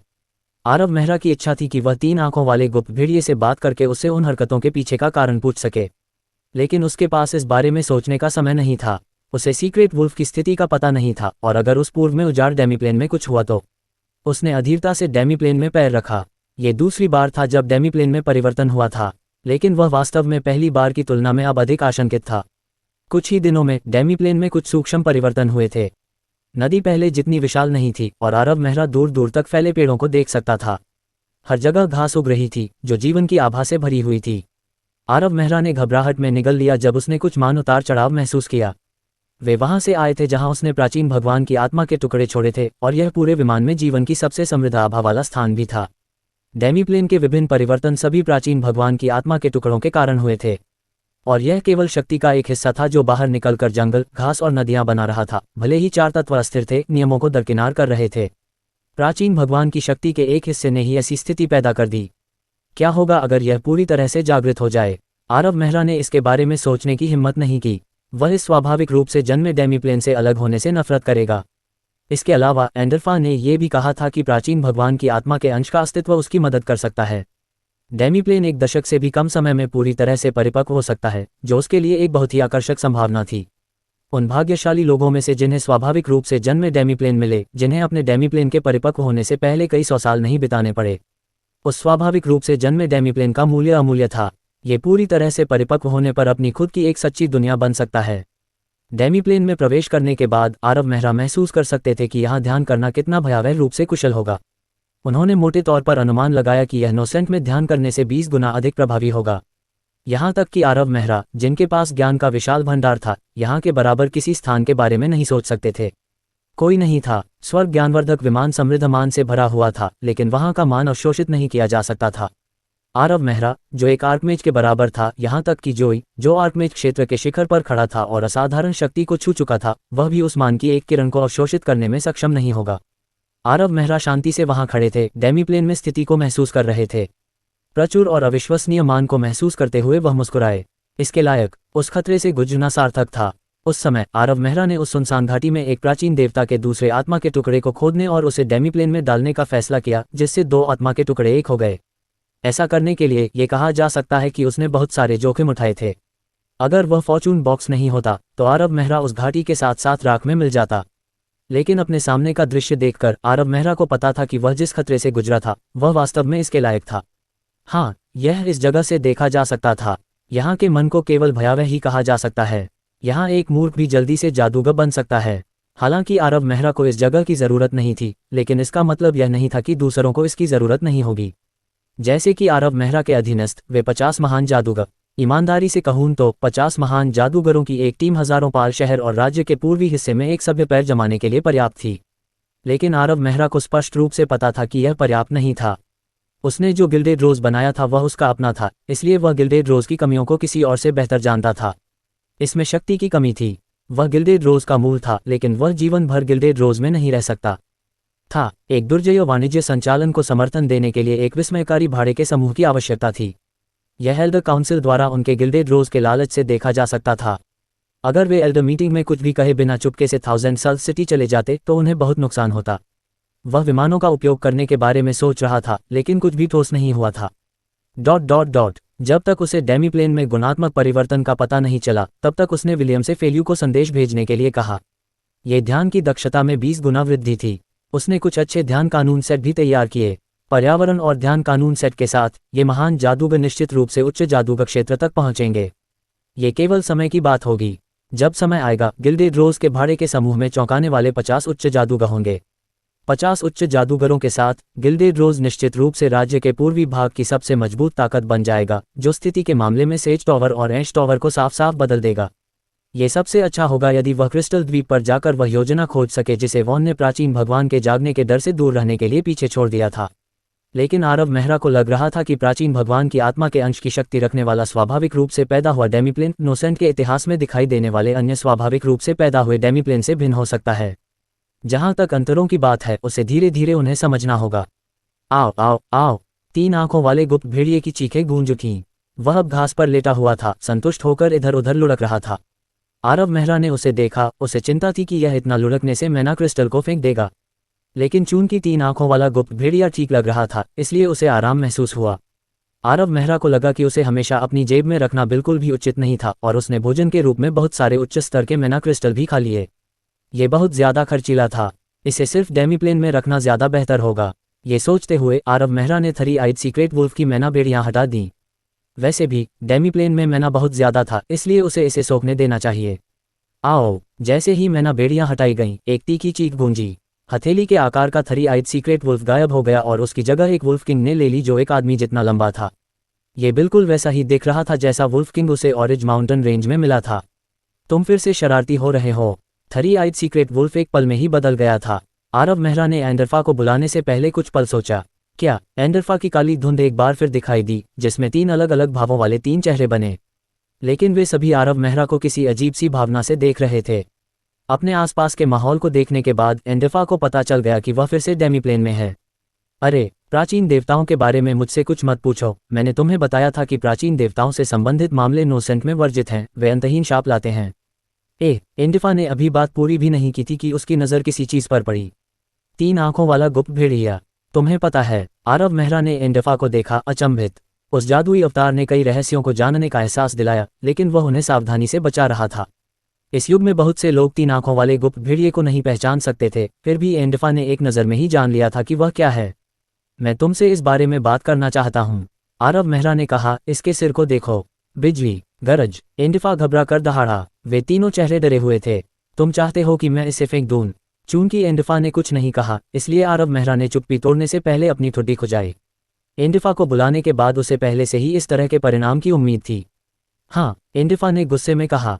तुम पहले से ही जानते हो कि प्राचीन देवताओं के बारे में सब कुछ वर्जित है और अंतहीन आपदाएं ला सकता है, लेकिन तुम फिर भी एक 3 आंखों वाले गुप्त भेड़िए को डेमीप्लेन में ले गए। मुझे सच में लगता है कि तुम एक पागल हो, वॉन की तरह ही पागल। जल्दी या बाद में तुम भी उसके जैसे ही हो जाओगे। आरव मेहरा मुस्कुराए, लेकिन कुछ नहीं बोले। वह और वॉन बहुत अलग थे। वॉन प्राचीन भगवान की आत्मा को जब्त करने की कोशिश कर रहा था, जबकि वह कुछ बहुत छोटा काम कर रहा था। एंडरफा, तुम्हें पता है कि वॉन का अंत कैसे हुआ? उसकी मौत कैसे हुई? आरव मेहरा ने यह सवाल पूछने के लिए एंडिफा के शब्दों के बीच के अंतर का इस्तेमाल किया। यकीनन वह रहस्यमयी जादुई उपकरण अवतार बहुत कुछ जानता है। मैं कैसे जान सकता हूँ? एंडिफा स्पष्ट रूप से विचलित था। सच में? उद्धरण चिन्ह उद्धरण चिन्ह। एंडिफा ने आरव मेहरा की बात अनसुनी कर दी, चाहे उसने जो भी पूछा हो। आरव मेहरा ने अपना सिर हिलाते हुए 10,000 जादू का पहिया हटा दिया। एंडिफा स्पष्ट रूप से जितना बताता है उससे कहीं ज्यादा जानता है, लेकिन कारण चाहे जो भी हो, वह कुछ भी कहना नहीं चाहता, या शायद कुछ भी कहने की हिम्मत नहीं करता। ये बहुत जरूरी नहीं था। बाद में उससे बात करवाने के लिए उसके पास बहुत सारे तरीके होंगे। उस आदमी के पास बहुत सारे रहस्य हैं, वह रहस्य में डूबा हुआ है। आरव मेहरा थोड़ा हैरान था। एंडिफा ने न केवल पहली नज़र में 3 आंखों वाले गुप्त भेड़िए को पहचान लिया, बल्कि वह दिव्य चरित्रों को भी समझने में सक्षम था। आरव मेहरा ने प्लानापात के मंत्र का इस्तेमाल किया और तुरंत गायब हो गया। 3 आंखों वाला गुप्त भेड़िया जिसने अपने मैना बंधन खो दिए थे, एक छाया में बदल गया और भाग गया। हालांकि यह वास्तव में लड़ने के मामले में लेवल 5 के जादुई जानवर से कमजोर था, लेकिन इसकी गति अथाह थी। उस समय आरव मेहरा ने इसे पकड़ने के लिए बहुत प्रयास किए थे। प्राचीन भगवान की आत्मा का टुकड़ा शांति से लॉन पर लेटा हुआ था, जो जीवन शक्ति की एक समृद्ध आभा उत्सर्जित कर रहा था। यह भी कारण था कि डेमीप्लेन इतना नाटकीय रूप से बदल गया था। ये जीवन स्रोत था। अध्याय 377। एक छाया चमकती हुई गुजरी। ये 3 आंखों वाला गुप्त भेड़िया था। इसकी नज़र प्राचीन भगवान के आत्मा के टुकड़े पर पड़ी और उसने 2 कराहें निकाली, जैसे कि वह आत्मा के टुकड़े के चारों ओर चक्कर लगाता रहा, उत्साह में चिल्लाता रहा जैसे कि उसे कोई नया खिलौना मिल गया हो। उसने अपने छोटे छोटे पंजों से आत्मा के टुकड़े को पकड़ने की कोशिश की, लेकिन वह बस असफल रहा। मूल रूप से 2 आत्मा के टुकड़े थे, लेकिन चूंकि वे एक ही भगवान के थे, इसलिए वे पूरी तरह से एक हो गए थे। इसके अलावा कई बदलाव हुए थे। अगर आरव मेहरा नहीं गए होते तो उन्हें ये जानकर आश्चर्य होता कि प्राचीन भगवान के आत्मा के टुकड़े पर वास्तव में एक अजीब चरित्र था। इस अजीब चरित्र को शब्दों में वर्णित नहीं किया जा सकता था, और दूर देखने के बाद इसकी उपस्थिति भूल जाती। निस्संदेह इस चरित्र को मृत्यु की पुस्तक में वर्णित लोगों की तुलना में समझना कठिन था। 3 आंखों वाले गुप्त भेड़िए के माथे पर चरित्र भी बदल रहा था, जो प्राचीन भगवान के आत्मा के टुकड़े पर चरित्र के समान हो गया था। कुछ दिनों बाद Aarav Mehra heaven enlightening mercenary group के कैंप में था। तीनों भाड़े के समूह तुलान पर्वत श्रृंखला में गहराई तक आगे बढ़ते रहे और आरव मेहरा को महसूस हो रहा था कि रास्ते में मिलने वाले जादुई जानवर और भी ज्यादा शक्तिशाली होते जा रहे थे। खास तौर पर 20 से ज्यादा एमेथिस्ट मैजिक एप्स का वह झुंड। उनमें से हर एक 25वें स्तर से ज्यादा का था, और अगर आर्कमेज उनकी देखभाल करने के लिए आगे नहीं आता तो तीनों भाड़े के समूहों का नुकसान विनाशकारी होता। वायवन हमले के बाद तीनों भाड़े के समूहों के बीच के रिश्ते में थोड़ा बदलाव आया था। वे मूल रूप से आराम करने के क्षेत्रों के वितरण को लेकर झगड़ते थे और एक त्रिकोण में अपने शिविर स्थापित कर लेते थे, जहां तक संभव हो एक दूसरे से अलग हो जाते थे। वे स्पष्ट रूप से एक दूसरे से पहरा दे रहे थे। अब तीनों उपनेता अक्सर कुछ मामलों पर चर्चा करने के लिए इकट्ठा होते थे, लेकिन वे पहले की तरह एक दूसरे के प्रति उतने शत्रुतापूर्ण नहीं थे। हालांकि वे कभी कभी झगड़ते थे, लेकिन कुल मिलाकर उनका रिश्ता बहुत बेहतर था। आरव मेहरा ने ये सारे बदलाव देखे थे और वह स्वाभाविक रूप से जानता था कि तीनों भाड़े के सैनिकों को एहसास हो गया था कि वायवन हमले के बाद तुलन पर्वत श्रृंखला कितनी खतरनाक थी। अगर तीनों भाड़े के सैनिक एकजुट नहीं होते तो उनकी यात्रा बहुत ज्यादा खतरनाक होती। एक तंबू में कैप्टन कमांडर हेनरी ऑर्सन के सामने एक दुबला पतला अधेड़ उम्र का आदमी बैठा था। भले ही वह घमंडी था, ऑर्सन ने उस आदमी के सामने दिखावा करने की हिम्मत नहीं की, बल्कि विनम्र बना रहा। ऐसा इसलिए था क्योंकि ऑर्सन जानता था कि इस अधेड़ उम्र के आदमी के साथ खिलवाड़ नहीं किया जा सकता। वह 40 के दशक में 9वीं रैंक का विशेषज्ञ तलवारबाज था, जो हेवन एनलाइटनिंग मर्सिनरी ग्रुप में 5 कुलीन टीमों का नेता था। कैप्टन कमांडर हेनरी नेता और उपनेताओं के अलावा कैप्टन कमांडर का पद सबसे ऊंचा था। ऑर्सन वाकई हेनरी के सामने घमंडी नहीं हो सकता था। कैप्टन कमांडर हेनरी, मुझे आपको कुछ बताना है। ऑर्सन ने हेनरी के हाव भाव पर ध्यान दिया, क्योंकि वह उत्साह से रिपोर्ट कर रहा था। मैंने कुछ समय पहले ट्रेसेस ऑफ मिसफॉर्च्यून में राजीव मेहरा नामक किसी व्यक्ति को बचाया था, लेकिन वह आदमी एक पूर्ण बदमाश, लालची कायर, नीच कमीना है। वाइवन हमले की रात न केवल वह राजीव मेहरा लड़ाई से बाहर रहा, बल्कि उसने वाइवन पर हमला भी नहीं किया, बल्कि उसने चुपके से हमारी लूट भी चुरा ली।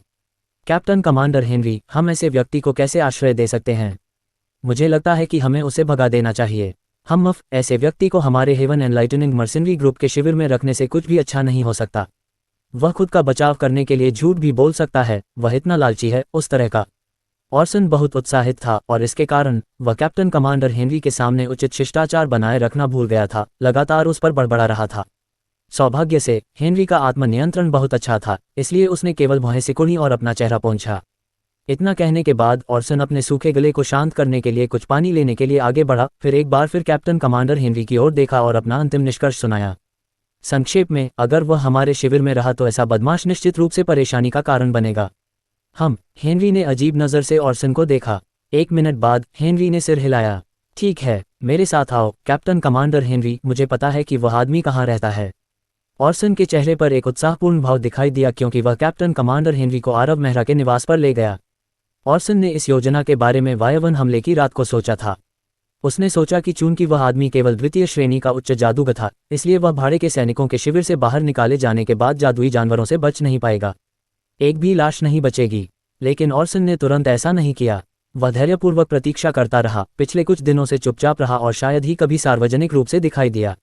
उसने 3 दिन बाद ही अपना कदम उठाया, जब वे तुलान पर्वत श्रृंखला की गहराई में पहुंचे, जहां हर कोने में लेवल 20 से ऊपर के जादुई जानवर छिपे हुए थे। तभी उसने कैप्टन कमांडर हेनरी की तलाश की और आरव मेहरा का सबसे खराब संभव प्रकाश में वर्णन किया। अरे राजीव मेहरा, तुम बहुत घमंडी हो ना। अगर तुम फिर से मुझ पर हंसोगे तो मैं तुम्हें बता दूंगा कि मृत शब्द कैसे लिखा जाता है।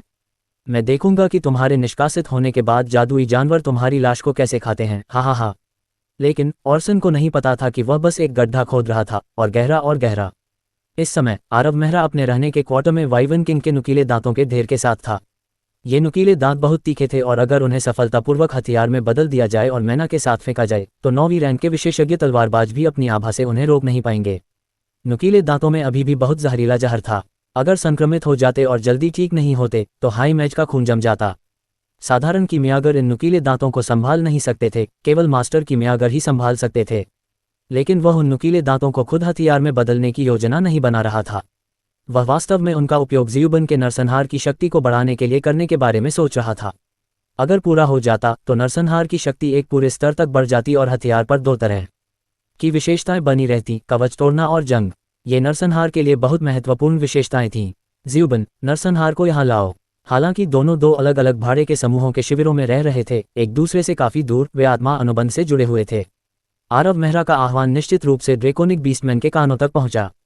लेकिन इस समय बाहर से एक जोरदार आवाज गूंजी जैसे ही 2 लोग अंदर आए। ऑर्सन की आंखों में खुशी छिपी नहीं रह सकी, लेकिन टैंक में प्रवेश करने के बाद उसने खेद व्यक्त किया। आह राजीव मेहरा, मुझे खेद है, हमारा स्वर्गीय ज्ञानवर्धक भाड़े का समूह आपको केवल यहाँ तक ले जा सकता है। यहाँ कैप्टन कमांडर हेनरी के साथ वह बहुत ज्यादा दिखावा करने की हिम्मत नहीं कर सका। आरव मेहरा ने 2 बिन बुलाए मेहमानों को देखते हुए भौहें से कुढ़ी, लेकिन उसने कुछ नहीं कहा। राजीव मेहरा, तुमने देखा है कि रास्ते में क्या हुआ। जादुई जानवर और भी मजबूत होते जा रहे हैं और हमारी थैली सिर्फ खुद की देखभाल करने में ही भरी हुई है। हम स्वाभाविक रूप से तुम जैसे बाहरी व्यक्ति की देखभाल नहीं कर सकते। तुम्हें मेरा मतलब समझना चाहिए, है ना? ऑर्सन ने आरव मेहरा को देखते हुए उपहास किया। हेनरी ने आरव मेहरा को देखते हुए भौहें से कुढ़ी, फिर भी उसने कुछ नहीं कहा। उसका रुख बहुत स्पष्ट था, वह चाहता था कि दूसरे दर्जे के उच्च जादूगर को भी बाहर निकाल दिया जाए। जादुई जानवर बहुत शक्तिशाली हो गए थे, इस हद तक कि 3 भाड़े के समूहों के पास अपनी सुरक्षा की गारंटी के लिए एकजुट होने और कसकर सहयोग करने के अलावा कोई विकल्प नहीं था। एक निम्न स्तरीय उच्च जादूगर का क्या होगा जो बाकी लोगों के साथ समन्वय नहीं कर रहा था? 3 भाड़े के समूहों की सुरक्षा खोने के बाद उस निम्न स्तरीय उच्च जादूगर के लिए तुलान पर्वत श्रृंखला को छोड़ना असंभव होगा। भले ही वह 9वीं रैंक पर था, उसे ओकलैंड में जीवित लौटने में सक्षम होने के लिए बहुत भयानक भाग्य की आवश्यकता होगी। हेनरी की नज़र में वह दूसरे दर्जे का उच्च जादूगर अनिवार्य रूप से एक जादुई जानवर द्वारा मारा जाएगा। हालांकि उसे मेहरा परिवार के किसी सदस्य को निकालने के परिणाम पता थे, लेकिन उसने उसे बचाने की योजना नहीं बनाई थी। आखिरकार ऑर्सन उनमें से एक था और वह भविष्य में उपनेता बन सकता था। उसे थोड़ा सम्मान दिया जाना चाहिए था और राजीव मेहरा केवल एक तुच्छ बाहरी व्यक्ति था। हाँ, आरव मेहरा ने ऑर्सन को ऐसे देखा जैसे उसने कोई मनोरंजक चुटकुला सुना हो। तुम कह रहे हो कि तुलान पर्वत श्रृंखला और भी खतरनाक है, फिर भी तुम मुझे अभी छोड़ना चाहते हो? अगर कुछ हुआ तो कौन इसका ख्याल रखेगा? राजीव मेहरा, तुम्हारे जीवन और मृत्यु का हमारे स्वर्ग ज्ञानवर्धक भाड़े के सैनिकों के समूह से क्या लेना देना है? हे राजीव मेहरा, तुम्हें अब डर पता होना चाहिए। एक शब्द से मैं तुम्हें यहाँ मरने के लिए छोड़ सकता हूँ, यहाँ तक कि एक लाश भी नहीं बचेगी। यही हमारे बीच का अंतर है। माफी मांगता हूँ, भाड़ में जाओ, इसके लिए बहुत देर हो चुकी है, मुझे तुम्हारी मौत चाहिए। कैप्टन कमांडर हेनरी ने आरव मेहरा को एक जटिल भाव से देखा और फिर एक कठोर स्वर में कहा, राजीव मेहरा, इस कैंप को छोड़ दो। वह कैसे नहीं देख सकता था कि दोनों के बीच संघर्ष हुआ था, लेकिन अगर वह नहीं जानता था कि चुनाव कैसे करना है तो वह कैप्टन कमांडर नहीं बन पाता। ऐसा नहीं था कि वह राजीव मेहरा की मदद नहीं करना चाहता था, बल्कि ऐसा था कि वह मदद नहीं कर सकता था। स्वर्ग ज्ञानवर्धक भाड़े का समूह निश्चित रूप से नोसेंट में नंबर 1 समूह कहलाने के लायक है। ये काफी गुणी और भरोसेमंद है। मैंने अपनी सुरक्षा सुनिश्चित करने के लिए आपको काम पर रखने के लिए पैसे दिए, फिर भी आप मुझे वहां फेंकने से पहले तुलान पर्वत श्रृंखला की खतरनाक गहराई में ले आए। क्या आप भाड़े के सैनिक हैं या लुटेरे? आरव मेहरा के शब्द सुनकर हेनरी का चेहरा लाल हो गया। तो क्या हुआ? आपने कैप्टन कमांडर हेनरी की बात सुनी, आपको तुरंत कैंप छोड़ देना चाहिए। हमारा हेवन एनलाइटनिंग मर्सिनरी ग्रुप आपका स्वागत नहीं करता। ऑर्सन ने तिरस्कारपूर्वक चिल्लाया। उसने वास्तव में देखा कि जब वह कैंप में पहुंचा तो आरव मेहरा कमीशन का एक हिस्सा चुका रहा था, लेकिन यह संभवतः एक दर्जन घटिया मैना क्रिस्टल था। जहां तक आपके दयनीय भुगतान की बात है, बस थोड़ा इंतजार करें, मैं सभी को इसे कैंप के बाहर फेंकने के लिए कहूंगा। अध्याय 378। हालांकि इस समय कोई और आया। गहरे लाल रंग की त्वचा वाला एक जानवर आदमी एक विशाल जानवर की तरह एक भयानक आभा के साथ चला गया। उसके पीछे 3 युवा जादूगर थे जो अपने मध्य 20 के दशक में लग रहे थे, फिर भी पहले से ही उच्च जादूगर क्षेत्र में पहुंच चुके थे। येमा, जैसेंड, हैंक्स, ऑर्सन और हेनरी दंग रह गए। वे मंदिर के शूरवीरों के 3 सबसे उत्कृष्ट उच्च जादूगर थे। वे यहाँ क्यों हैं? उच्च जादूगर मेहरा, मंदिर के शूरवीरों के शिविर में आना बेहतर होगा क्योंकि स्वर्ग ज्ञानवर्धक भाड़े के सैनिकों का समूह आपका स्वागत नहीं करता है। ऑकलैंड के नंबर 1 भाड़े के सैनिकों के समूह में सबसे बुनियादी विश्वसनीयता नहीं है, वे भाड़े के सैनिकों के उद्योग को शर्मसार कर रहे हैं। अंदर आने के बाद येमा ने ऑर्सन की ओर देखा भी नहीं क्योंकि उसने आरव मेहरा को निमंत्रण दिया। हाँ, आरव मेहरा ने हंसते हुए ऑर्सन और हेनरी की तरफ एक नज़र डाली, लेकिन कुछ नहीं कहा। हाँ, हाय मैज मेहरा, आप सर जियोबन के दोस्त हैं, हम आपको ऐसी जगह कैसे छोड़ सकते हैं? हैंक्स और जैसेंड ने येमा के प्रस्ताव के समर्थन में सिर हिलाया। वे ड्रेकोनिक बीस्टमैन की वजह से आरव मेहरा के प्रति इतने सम्मानपूर्ण थे। उनकी नज़र में सर जियोबन का दोस्त मंदिर के शूरवीरों का दोस्त था, और सर जियोबन के दोस्त का अनादर करना सर जियोबन का अनादर करने के समान था। मंदिर के शूरवीरों ने ड्रेकोनिक बीस्टमैन की शक्ति देखी थी क्योंकि उसने पिछले दिनों सब कुछ तहस नहस कर दिया था। जियोबन ने जो ताकत दिखाई थी उसने इन भाड़े के सैनिकों को पूरी तरह से आश्वस्त कर दिया था, और अब मंदिर के शूरवीरों की पूरी टीम जियोबन की पूजा कर रही थी। यहाँ तक कि वाइस लीडर डीन भी जियोबन पर बहुत ध्यान दे रहे थे। वह हमेशा उसे किसी भी मौके पर फंसाने की कोशिश करता था। भाड़ में जाओ, हैंक्स और बाकी लोगों को घूरते हुए शिवबन ने लगभग जोर से गाली दी। सर शिवबन, वह सर शिवबन आपकी वजह से मर जाएगा। अगर सर मेहरा को गलती से लगे कि आपका सर शिवबन वफादार नहीं है और उसे मंदिर के शूरवीरों ने खरीद लिया है तो बहुत परेशानी होगी। सर मेहरा, शिवबन ने अपने हाथ में हथौड़ा कसकर पकड़ लिया, पसीने से लथपथ, डर से भरा हुआ आरव मेहरा को देखते हुए। फिर उसने धीमी आवाज में समझाया, मैं उन्हें इतनी अच्छी तरह से नहीं जानता, वे बेशर्मी से मेरा पीछा कर रहे थे। इससे कोई फर्क नहीं पड़ता। आरव मेहरा ने मुस्कुराते हुए अपना सिर हिलाया। ये देखकर कि सर मेहरा नाराज नहीं दिख रहे थे, शिवबन को अचानक कुछ याद आया और वह मुस्कुराते हुए ऑर्सन और हेनरी की ओर मुड़ा, उनके दुर्भाग्य पर खुशी मना रहा था। वे सच में बेवकूफ़ हैं। सर मेहरा को भेजना आसान है, लेकिन क्या आपको पता है कि उसे वापस लाना कितना मुश्किल होगा? क्या आपको नहीं पता कि वायवन हमले के दौरान 3 भाड़े के सैनिकों के समूहों को किसने नष्ट होने से बचाया था? ये सर मेहरा था। अगर सर मेहरा ने आपको नहीं बचाया होता तो आपके स्वर्ग ज्ञानवर्धक भाड़े के सैनिकों के समूह में बहुत से लोग मारे जाते, शायद ये पूरी तरह से नष्ट हो जाता। आप अपनी जान बचाने में कामयाब रहे क्योंकि सर मेहरा ने फैसला किया कि उन्हें कुछ जादुई सामग्री चाहिए। अगर इसकी वजह से नहीं तो यह महान शियोबान सर मेहरा से क्यों डरता? जबकि ऑर्सन सदमे में देख रहा था, आरव मेहरा मंदिर नाइट कैंप की ओर चला गया और शियोबान घबराया हुआ उसके पीछे पीछे चल रहा था।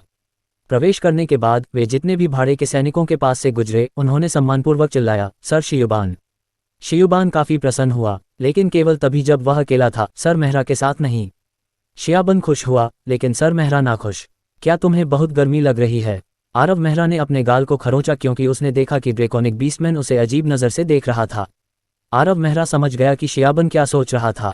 क्या बकवास है, क्या मैं तुम्हारी नज़र में इतना बुरा इंसान दिखता हूँ? मंदिर के शूरवीर बहुत उत्साही थे और उन्होंने जल्दी से आरव मेहरा को अपना आवास स्थापित करने में मदद की। आरव मेहरा ने अपनी मौत की किताब निकाली और अजीब पात्रों का अध्ययन करना शुरू कर दिया। दोपहर में जादुई जानवरों का एक बड़ा समूह शिविर से बहुत दूर नहीं दिखाई दिया। इस बार लगभग 1000 से ज्यादा जादुई जानवर थे, जिनमें से सबसे कम 15वें स्तर पर थे।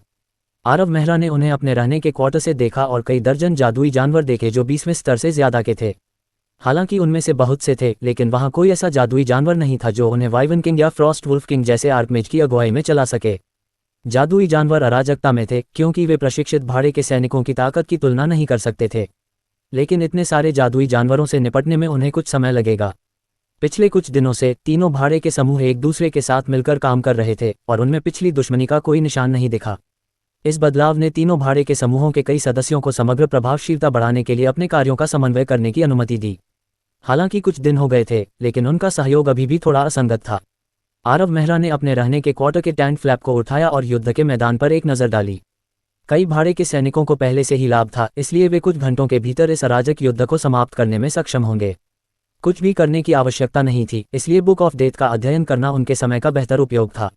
आरव मेहरा ने अपना सिर हिलाया क्योंकि वह वापस अंदर जाने लगा। तभी अचानक उसे एक छाया दिखाई दी, एक variant black lizard. Aarav Mehra पहले तो चौंक गया, फिर तुरंत बुक ऑफ डेथ को बाहर निकाला और वेरिएंट ब्लैक लिजर्ड का सामना किया। बुक ऑफ डेथ का अध्ययन थोड़ा और इंतजार कर सकता था। उसे यहाँ वेरिएंट ब्लैक लिजर्ड से मिलने की उम्मीद नहीं थी, क्योंकि वे काफ़ी दुर्लभ थे। उनके खून का इस्तेमाल मैजिक टूल्स को शांत करने के लिए किया जा सकता था, जिससे उन्हें कई तरह से फ़ायदा होता था। ब्लैक लिजर्ड केवल लेवल 15 के जादुई जानवर थे जिनके शरीर काले थे और वे बहुत मजबूत नहीं थे। अगर एक काली छिपकली उत्परिवर्तित होती है तो उसका शरीर भूरा लाल हो जाएगा और उसकी गति 10 गुना बढ़ जाएगी। अभी जो चमकती हुई छाया थी वह वेरिएंट ब्लैक छिपकली थी। आरव मेहरा ने उसे एक नज़र में पहचान लिया। खुद पर जल्दबाजी करने के बाद वह छिपकली का पीछा करने के लिए दौड़ा। युद्ध का मैदान बहुत अव्यवस्थित था और जादुई जानवर हर जगह थे, बिल्कुल भी संगठित नहीं थे। यह उस बिंदु पर पहुंच गया जहां आरव मेहरा अपने तंबू से बाहर निकलने के बाद 1 दर्जन से अधिक निम्न स्तरीय जादुई जानवरों से मिले। उसने लापरवाही से कुछ फ्लेम बर्स्ट डाले, जिससे जादुई जानवर एक के बाद एक विस्फोटों के साथ उड़ गए। शिट! आरव मेहरा को अचानक एक शक्तिशाली हत्या का इरादा महसूस हुआ।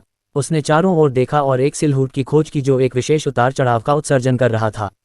इसमें मन और आभा दोनों थे, मार्शल पाथ और मैजिक पाथ। कोई गलती नहीं, यह एक फैंटम आर्चर था। वह पूरी तरह से अपने बेखबर शिकार पर केंद्रित था और उसे पता ही नहीं चला कि किसी ने उसे खोज लिया है। उसके हाथ में एक लंबा धनुष था जो एक जादुई उपकरण था। यह आभा से भर जाने के कारण लगातार हिलता रहा। इस पर लगा तीर एक भयानक जादुई आभा से भरा हुआ था। आरव मेहरा का मानना था कि वेरिएंट ब्लैक छिपकली तो दूर, रूनिक शील्ड द्वारा संरक्षित 9वीं रैंक का उच्च जादूगर भी इस तीर से बच नहीं पाएगा। वेरिएंट ब्लैक छिपकली का खून इस फैंटम आर्चर के लिए बहुत महत्वपूर्ण था। वह किसी भी अप्रत्याशित घटना को होने नहीं देगा। उसका धनुष पहले से ही एक ट्रू स्पिरिट मैजिक टूल था और उसके पास 7 तीर भी थे जो आध्यात्मिक जादू के शीर्ष उपकरण थे। जब तक वह वेरिएंट ब्लैक छिपकली का खून प्राप्त करता और अपने 7 तीर उसमें डुबोता, वे जल्द ही ट्रू स्पिरिट रैंक पर पहुंच जाते। फिर धनुष और तीर true spirit magic tool set बन जाते और उसकी ताकत एक पूरे स्तर तक बढ़ जाती। रेड ड्रैगन मर्सिनरी के नेता के रूप में सत्ता के लिए उनकी प्यास अन्य लोगों की तुलना में बहुत अधिक थी। रेड ड्रैगन मर्सिनरी ग्रुप की स्थापना के बाद से 20 साल के छोटे से समय में वह दूसरे रैंक के दिव्य तीरंदाज से एक प्रेत तीरंदाज बन गए थे। वह हमेशा रेड ड्रैगन मर्सिनरी ग्रुप का मुख्य हिस्सा रहे थे। जब वह 9वें रैंक के दिव्य तीरंदाज थे तब भी उनका भाड़े का समूह छोटा और विनम्र था। लेकिन जब वह प्रेत तीरंदाज बन गए तो रेड ड्रैगन मर्सिनरी ग्रुप में बदलाव आया। इसे ओकलैंड के शीर्ष 3 भाड़े के समूहों में से एक बनने में कुछ साल ही लगे। इस बार 3 भाड़े के समूहों को कुछ खंडहरों के बारे में कुछ सुराग मिले और रॉल्फ ने सीधे स्वॉर्ड सेंट सुस्मान के साथ साथ एक कुलीन समूह को भेजा। लेकिन कुछ समय पहले रॉल्फ को ओकलैंड में कुछ खबर मिली। सुस्मान एक वाइवन राजा के साथ लड़ाई में गंभीर रूप से घायल हो गए थे। कोई बेहतर विकल्प न होने के कारण रॉल्फ ने व्यक्तिगत रूप से वहां जाने का फैसला किया। खंडहर भाड़े के सैनिकों के समूहों के विकास में महत्वपूर्ण भूमिका निभाएंगे, इसलिए वह लापरवाह नहीं हो सकता था। रॉल्फ को सुखद आश्चर्य ये लगा कि इस अराजक लड़ाई के दौरान उसे वास्तव में एक वेरिएंट ब्लैक लिजर्ड मिला। वह लंबे समय से बिना किस्मत के एक की तलाश कर रहा था, लेकिन उसे यहाँ एक मिल गया। वह निश्चित रूप से इस अवसर को नहीं छोड़ सकता था। उसे अपने तीरों पर बहुत भरोसा था। जब वह अभी भी 9वीं रैंक का दिव्य तीरंदाज था तो वह 100% सटीकता की गारंटी दे सकता था। अब जब वह पहले से ही एक प्रेत तीरंदाज बन चुका था तो मन और आभा के प्रवर्धन के साथ उसे शूटिंग करते समय कोई परेशानी नहीं होगी। उसके शीर्ष आध्यात्मिक जादू उपकरण तीरों का तो कहना ही क्या, जिसमें तीक्ष्णता, गति और सटीकता बढ़ गई थी। इस हद तक तैयारी करने के बाद उसे लगा कि कुछ भी गलत नहीं हो सकता। तीर चलाया गया और यह वेरिएंट ब्लैक लिजर्ड से कहीं अधिक तेज था। 50 मीटर, 20 मीटर, रोल्फ तीर की दिशा साफ साफ देख सकता था और उसका दिल तीर के साथ वेरिएंट ब्लैक लिजर्ड की ओर तेजी से दौड़ रहा था। हालांकि जब तीर वेरिएंट ब्लैक लिजर्ड से सिर्फ 5 मीटर दूर था तो एक बर्फ की दीवार दिखाई दी जिसने तीर का रास्ता रोक दिया। भाड़ में जाओ, कौन सा कमीना मेरी वेरिएंट ब्लैक छिपकली को छीनने की कोशिश कर रहा है। रोल्फ अचानक क्रोधित हो गया। उसने सोचा, जिसने भी ऐसा किया है वह मूर्ख है। एक बर्फ की दीवार मेरे तीर को कैसे रोक सकती है। बर्फ की दीवार द्वारा उत्सर्जित मैना उतार चढ़ाव से रॉल्फ ने अनुमान लगाया कि जिसने इसे लगाया था वह एक द्वितीय श्रेणी का उच्च जादूगर था। वास्तव में हास्यास्पद, यहाँ तक कि एक आर्कमेज की बर्फ की दीवार भी मेरे तीर के सामने ढह जाएगी। रॉल्फ अभिमानी नहीं था, उसे बस एक प्रेत तीरंदाज के रूप में खुद पर भरोसा था। अध्याय 379। उस तीर में तीसरी श्रेणी के प्रेत तीरंदाज की शक्ति थी, इसलिए तीर को बर्फ की दीवार को तितर बितर करने में बस एक पल लगा। लेकिन रॉल्फ इससे खुश नहीं था। उसने देखा कि मन से संघनित एक बड़ी हथेली ने उस पल का इस्तेमाल वेरिएंट ब्लैक लिजर्ड को पकड़ने के लिए किया, इससे पहले कि तीर उसे मार सके। इससे पहले कि रॉल्फ प्रतिक्रिया कर पाता, वेरिएंट ब्लैक लिजर्ड को एक युवा जादूगर के सामने वापस लाया गया। उसने देखा कि युवा जादूगर वेरिएंट ब्लैक लिजर्ड के दिल में एक तरह की टेस्ट ट्यूब डाल रहा था, और जब उसने टेस्ट ट्यूब को बाहर निकाला तो नीचे बैंगनी रक्त की एक बूंद दिखाई दे रही थी। क्या बकवास है, रॉल्फ ने तुरंत दहाड़ लगाए। बैंगनी रक्त की वह बूंद वेरिएंट ब्लैक लिजर्ड का सबसे कीमती हिस्सा थी। यह एकमात्र ऐसी चीज थी जिसका उपयोग वह 7 तीरों को ट्रू स्पिरिट रैंक तक पहुंचाने के लिए कर सकता था, लेकिन किसी और ने पहले ही इसे पा लिया। ये देखकर रॉल्फ की आंखें लाल हो गईं। वह उस युवा जादूगर को डांटने जा रहा था और उसे वेरिएंट ब्लैक छिपकली का खून लौटाने के लिए कहने वाला था, लेकिन युवा जादूगर बहुत दूर था और उसे देखकर ठंडी मुस्कान बिखेर रहा था। जैसे कि वह रॉल्फ के इरादों को जानता था, उसने जादुई जानवरों के घने समूह पर कुछ हल्की ज्वालाएं फेंकी। गुस्से में भरे जादुई जानवरों ने बेतहाशा निकटतम व्यक्ति रॉल्फ पर हमला किया, जिससे गड़गड़ाहट की आवाजें सुनी जा सकती थी। टीकेएस उनमें से कुछ 100 थे और समूह में उच्च स्तरीय जादुई जानवरों की कमी नहीं थी। रॉल्फ की अभिव्यक्ति खराब हो गई। उसके पास उस युवा जादूगर से निपटने के लिए अभी भी समय कैसे हो सकता था? वह पहले से ही जादुई जानवरों से घिरा हुआ था। साले, रुको जब तक मैं तुम्हारे पास ना आ जाऊं। रॉल्फ गुस्से में था। उसने अपने शरीर में जादुई आभा को चरम पर पहुंचाया और इसे तीरों में संघनित कर दिया और जादुई जानवरों को लाशों में बदल दिया। उसे युवा जादूगर की शक्ल सूरत पहले से ही याद थी, खास तौर पर उसकी भयावह मुस्कान। वह तो केवल द्वितीय श्रेणी का उच्च जादूगर था। वह बाघ का भोजन चुराने की हिम्मत कैसे कर सकता था? यह एक प्रेत तीरंदाज की प्रतिष्ठा के लिए उकसावा था, और सबसे आश्चर्यजनक बात यह थी कि यह युवा जादूगर वास्तव में सफल रहा। भयंकर विस्फोटों ने कुछ लोगों का ध्यान खींचा, क्योंकि रॉल्फ की भयंकर आभा ने एक जादुई जानवर को उड़ा दिया। डीन जादुई जानवरों के सबसे भीड़भाड़ वाले समूहों के बीच घूम रहा था, तलवार संत के रूप में अपनी ताकत से उन पर वार कर रहा था। लेकिन जब उसने युवा जादूगर की छवि देखी तो उसने मन ही मन कोसा, भाड़ में जाओ, ये वास्तव में ऑरिज पर्वत श्रृंखला का वह निर्दयी कमीना है, वह जादूगर जो बीस्टमैन को धोखा दे रहा था और अंत में मुझे अपने पक्षी के साथ भाग जाने के लिए कह रहा था। डीन का गुस्सा बढ़ गया क्योंकि उसे असभ्य शब्द याद आ गए। ऐसा लगा जैसे उस युवा की आवाज़ उसे फिर से देखने के बाद उसके कानों में गूंज रही थी। अगर उस बीस्टमैन की खातिर नहीं तो डीन निश्चित रूप से उसे अपनी तलवार से 180 बार वार करता। डीन ने देखा कि कैसे युवा द्वितीय श्रेणी के उच्च जादूगर की ताकत बेतहाशा जादुई जानवरों के झुंड में घुस गई। वह मुस्कुराया और सोचा, बीस्टमैन के बिना उस बदमाश की शक्ति कुछ भी नहीं है। उसने और इस पर्वत पर हमें बेरहमी से अनदेखा किया, इसलिए मैं भी ऐसा ही करूंगा। डेल्सन जादूगरों के एक समूह का नेतृत्व कर रहा था। युद्ध के मैदान में मंत्र गूंज रहे थे क्योंकि वे एक विस्तृत क्षेत्र में जादुई जानवरों को मार रहे थे। एक जादुई जानवर उड़ गया। अचानक डेल्सन की नज़र में एक युवा जादूगर की छवि दिखाई दी। उस रात के भयावह दृश्य को याद करते ही उसकी पुतलियां सिकुड़ गईं। भाड़े के सैनिकों के समूह इस युवा जादूगर के बहुत बड़े उपकार के ऋणी थे और उसे गंभीरता से उसका धन्यवाद करना चाहिए था, लेकिन वह उससे संपर्क करने का साहस नहीं जुटा पाया। ऑर्सन ने आरव मेहरा को भी पहचान लिया। उसे देखते ही उसके चेहरे पर एक भयावह मुस्कान उभर आई। उसने राजीव मेहरा को स्वर्ग ज्ञानवर्धक भाड़े के सैनिक समूह के शिविर से बाहर निकालने के लिए कुछ दिनों तक योजना बनाई और सहन किया, और सब कुछ योजना के अनुसार ही चल रहा था, जब तक कि कुछ मंदिर के शूरवीर नहीं आ गए और उसे ले गए।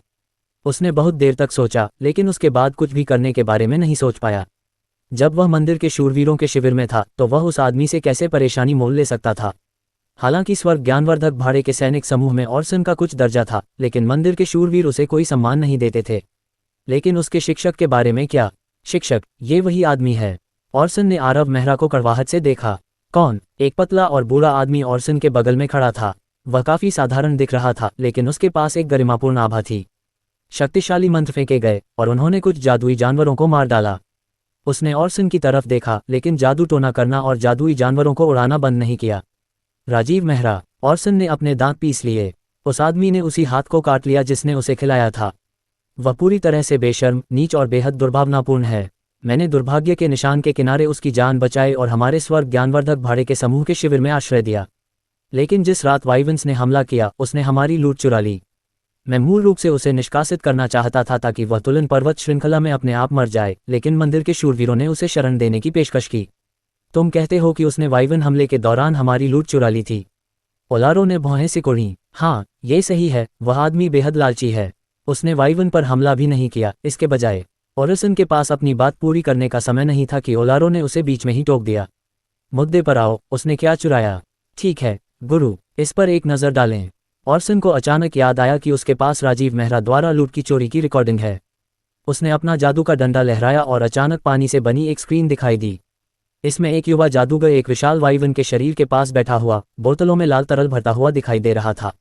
तो यह वही था। ओलारो की पुतलियां सिकुड़ गईं क्योंकि वह उस युवा जादूगर को अपनी बोतलें भरते हुए देख रहा था। उसके चेहरे पर एक भयानक व्यंग्य दिखाई दे रहा था। तीनों भाड़े के सैनिकों के समूहों के अधिकांश सदस्यों को केवल इतना पता था कि उस रात उन पर वाइवन द्वारा हमला किया गया था। केवल कुछ चुनिंदा लोगों को ही वाइवन राजा के प्रकट होने और उसकी मृत्यु के बारे में पता था। ओलारो उन कुछ लोगों में से एक था जो इस बारे में जानते थे। नंबर 1 भाड़े के सैनिक समूह के रूप में स्वर्ग ज्ञानवर्धक भाड़े के सैनिक समूह ने वास्तव में इस बार 2 उपनेताओं को भेजा था, साथ ही कुलीनों के एक बड़े समूह को भी, और ओलारो वह दूसरा उपनेता था।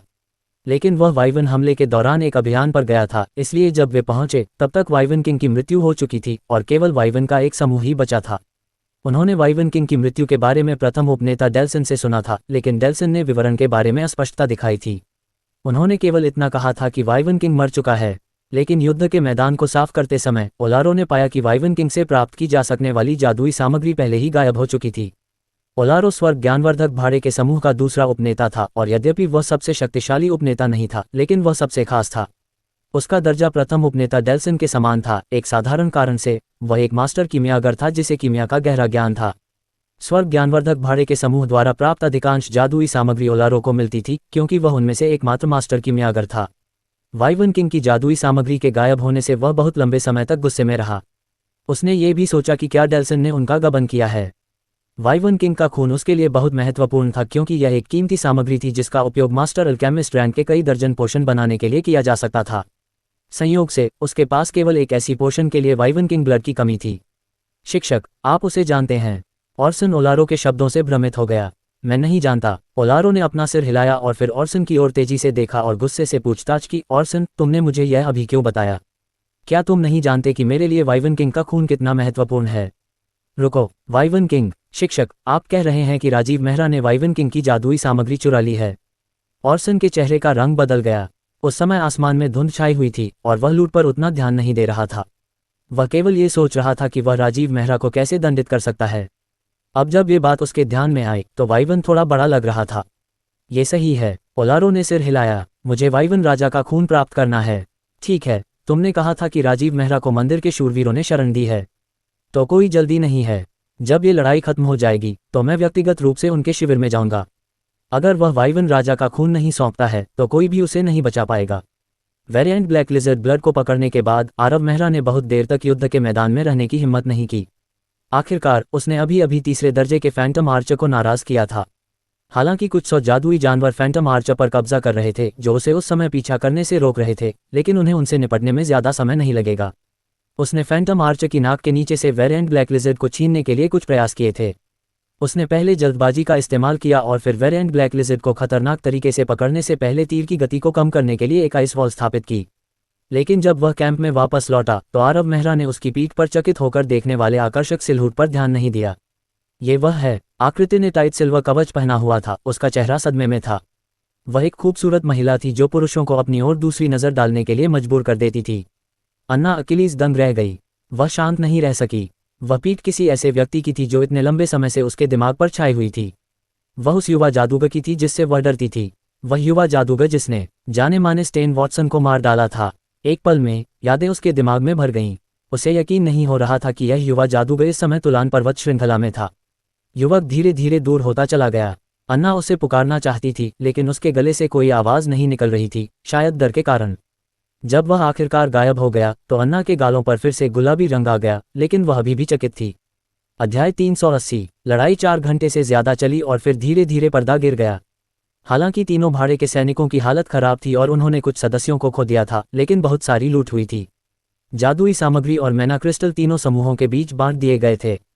फिर वे आराम करने और फिर से संगठित होने के लिए शिविर में वापस चले गए। उस शापित राजीव मेहरा जिसने वास्तव में वाइवन राजा का खून चुराने की हिम्मत की, उसे माफ नहीं किया जा सकता। एक वृद्ध व्यक्ति स्वर्ग ज्ञानवर्धक भाड़े के सैनिकों के समूह के शिविर से निकल गया और मंदिर के शूरवीरों के शिविर में जाते समय शाप देता हुआ चला गया। वाइवन राजा का खून कुछ ऐसा था जिसके लिए वह तरस रहा था। जब उसने डेल्सन को ये कहते हुए सुना कि वाइवन राजा प्रकट हुआ है तो वह बहुत उत्साहित था, लेकिन उस पर ठंडा पानी डाला गया। वाइवन राजा की जादुई सामग्री अप्रत्याशित रूप से गायब हो गई थी। ओलारो बहुत गुस्से में था और वह लगभग डेल्सन से झगड़ने ही वाला था। हालांकि कुछ दिन हो चुके थे, ओलारो अभी भी इस मामले पर विचार कर रहा था। यहाँ तक कि यह उस बिंदु पर पहुंच गया जहां उसके और डेल्सिन के बीच कुछ संघर्ष हुए, जिसका कारण वाइवन किंग का खून था। लेकिन पहले की लड़ाई के दौरान उसे गलती से पता चला कि एक दूसरे दर्जे के उच्च जादूगर ने वाइवन किंग ब्लड चुरा लिया है। इस खबर ने उसे क्रोधित और उत्साहित दोनों ही कर दिया। वह उत्साहित था क्योंकि उसे आखिरकार वाइवन किंग ब्लड का ठिकाना मिल गया था, और क्रोधित इसलिए क्योंकि एक शापित निम्न स्तरीय उच्च जादूगर ने उसकी चीजें छीनने की हिम्मत की। इस वजह से वह बाकी की लड़ाई में बिना सोचे समझे लड़ता रहा। उसका दिमाग अपने वाइवन किंग ब्लड के विचारों से भरा हुआ था, जिससे उसे चोट लग गई। 3 भाड़े के सैनिकों के समूह युद्ध के मैदान को साफ करने और शिविर में लौटने के बाद वह जल्दी से राजीव मेहरा की तलाश करने और अपने वाइवन किंग ब्लड को वापस पाने के लिए मंदिर के शूरवीरों के पास गया। अगर राजीव मेहरा काफी चतुराई से काम लें और उसे सौंपने की पहल करें तो मैं उसकी जान बख्श सकता हूँ। ओलारो, तुम क्यों आए हो? जैसे ही वह मंदिर के शूरवीरों के शिविर में पहुंचा, एक जानी पहचानी आवाज ने उसे पुकारा। ओलारो ने देखा और वाइस लीडर डीन को देखा। मैं किसी को ढूंढ रहा हूँ। किसी को ढूंढ रहे हो? तुम किसी को ढूंढने के लिए हमारे मंदिर के शूरवीरों के शिविर में आए हो? तुम किसे ढूंढ रहे हो? डीन अचानक सतर्क हो गया। उसकी मुस्कान एक व्यंग्य में बदल गई क्योंकि उसने स्वाभाविक रूप से ओलारो के खराब मूड और उसकी हल्की सी पहचानी जाने वाली ठंडी आभा को देखा।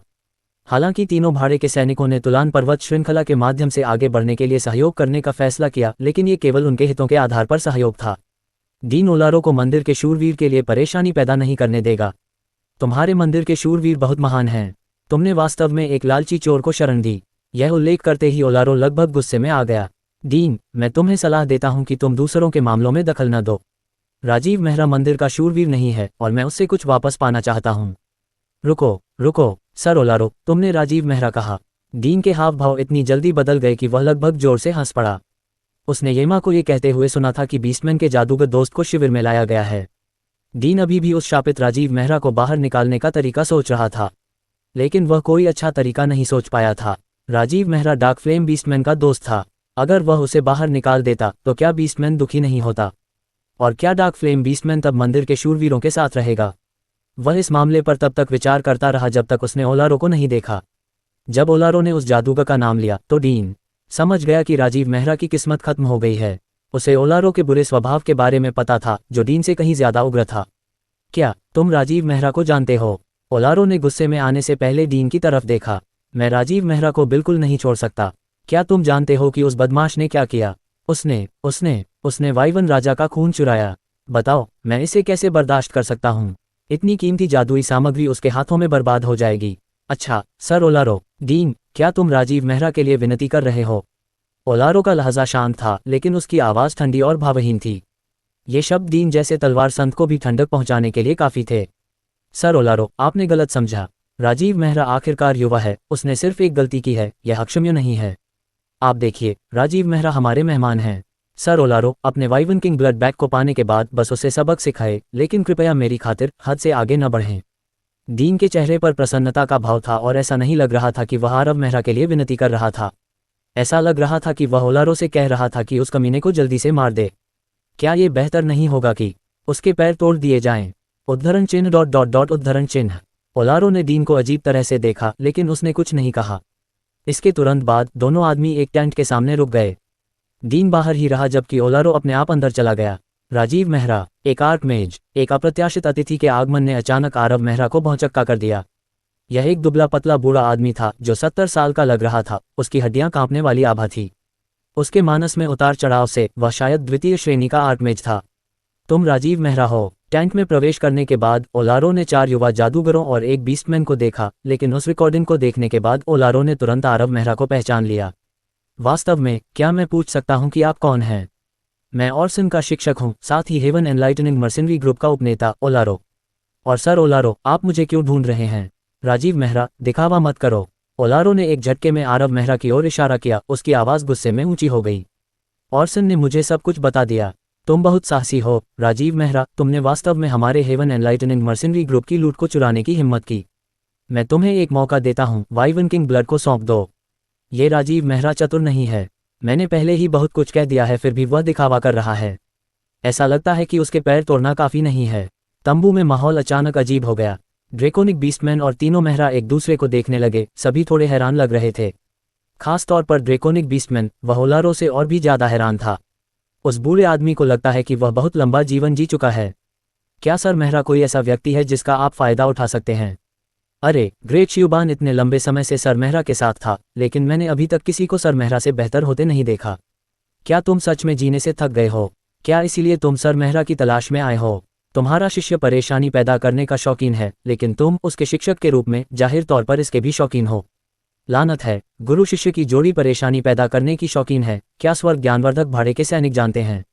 सर ओलारो, वह आरव मेहरा ने ओलारो की ओर देखते हुए थोड़ा संकोच किया और शब्दों पर विचार करने के बाद उसने कहा, मैं वाइवन किंग ब्लड नहीं निकाल सकता, लेकिन अभी भी कुछ वाइवन किंग ब्लड है। क्या मैं इसे तुम्हें बेच सकता हूँ? सर, आपने कहा था कि आप मेरे लिए चमड़े का कवच बनाएंगे। ड्रैकोनिक बीस्टमैन ने आरव मेहरा को कड़वाहट से देखा और उसे धीमी आवाज में याद दिलाया। मैं लगभग भूल ही गया था। आरव मेहरा ने अपना गाल खुजाया, ओलारो को एक अजीब नज़र से देखा। चमड़े का कवच बनाने के बाद भी कुछ बचा रहना चाहिए। सर ओलारो, बचे हुए चमड़े का इस्तेमाल चमड़े के जूते या कुछ और बनाने में किया जा सकता है। क्या आप इच्छुक हैं? चमड़े के जूते? ओलारो ने लगभग खून थूक दिया। क्या वह मेरी बातें नहीं समझता? मुझे घटिया चमड़े के जूतों की परवाह नहीं है। मैंने वायवन किंग का खून मांगा था। इसे बाहर नहीं निकाल सकते। तुम इसे बाहर कैसे नहीं निकाल सकते? बदमाश, तुमने इसे नहीं पिया होगा, है ना? और अगर तुमने पिया भी, तो मैं तुम्हें इसे थूकने पर मजबूर कर दूंगा। राजीव मेहरा, अपनी दयनीय हरकतें बंद करो। क्या तुम्हें लगता है कि मैं मंदिर के शूरवीरों के शिविर में तुम्हारा कुछ नहीं बिगाड़ सकता? ओलारो ने आरव मेहरा को तिरस्कार से देखा। वह युवक बहुत अज्ञानी है। अगर उसे पता होता कि मंदिर के शूरवीर के उपनेता डीन ने पहले ही मेरे साथ समझौता कर लिया है और अभी बाहर खड़े हैं, सब कुछ अनदेखा करने की योजना बना रहे हैं, तो क्या वह डरकर रोने लगेगा? एक महापुरुष के क्रोध का सामना करते हुए भले ही द्वितीय श्रेणी का उच्च जादूगर न रोए, वह फिर भी भयभीत हो जाएगा। ये तुम्हारा आखिरी मौका है। अगर तुम इसे संजोकर नहीं रखोगे और वायवन किंग ब्लड को बाहर निकालने से इनकार करोगे, तो तुम 10 सेकंड के भीतर जम जाओगे। वाह, सर ओलारो, क्या मैं कुछ कह सकता हूँ? लियोन ने बहुत देर तक संघर्ष किया, ये सोचते हुए कि अगर उसने कुछ नहीं कहा तो गलतफहमी और भी बड़ी हो जाएगी। लियोन को ऑर्सन और ओलारो की जान की परवाह नहीं थी, लेकिन वह अपने छोटे चचेरे भाई के तरीकों को जानता था। वह इतना निर्दयी था कि मेहरा परिवार के बुजुर्गों को भी मार सकता था। उसने एल्डर्स को क्यों मारा? क्या यह इसलिए नहीं था क्योंकि ये एल्डर्स उसका गिल्डेड रोज छीनना चाहते थे? वाइवन किंग को चचेरे भाई राजीव ने मार डाला था, फिर यह स्वर्ग ज्ञानवर्धक भाड़े के सैनिकों के समूह की लूट को चुराने का मामला कब बन गया? वाकई हास्यास्पद। अगर ओलारो खून को लूटने की योजना बनाता है तो उसका अंत एल्डर लोगन की तरह होगा। यही